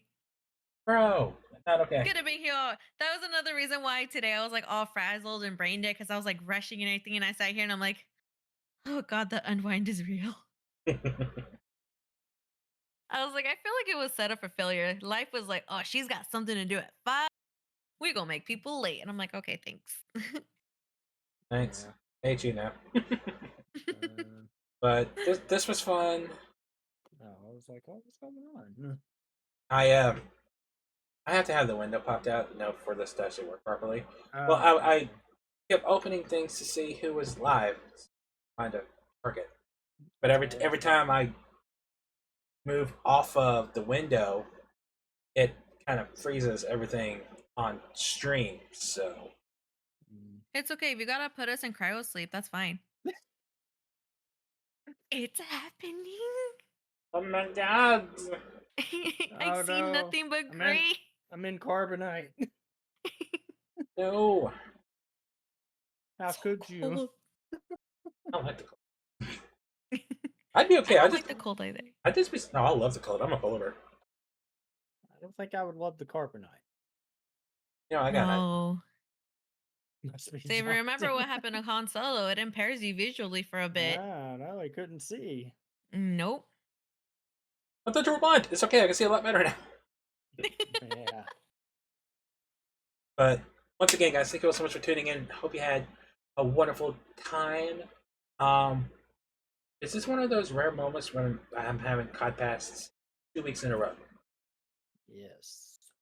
Because next week I'll be joined by our raid target, and I guess now Dakota. We'll be talking about Godzilla and the Monsterverse, Yep. leading up to Godzilla Kong: The New Empire, which comes out in 2 weeks, and I am seeing it in 2 weeks in IMAX, and I can't fucking wait. And they're gonna fight, Dakota. But once again,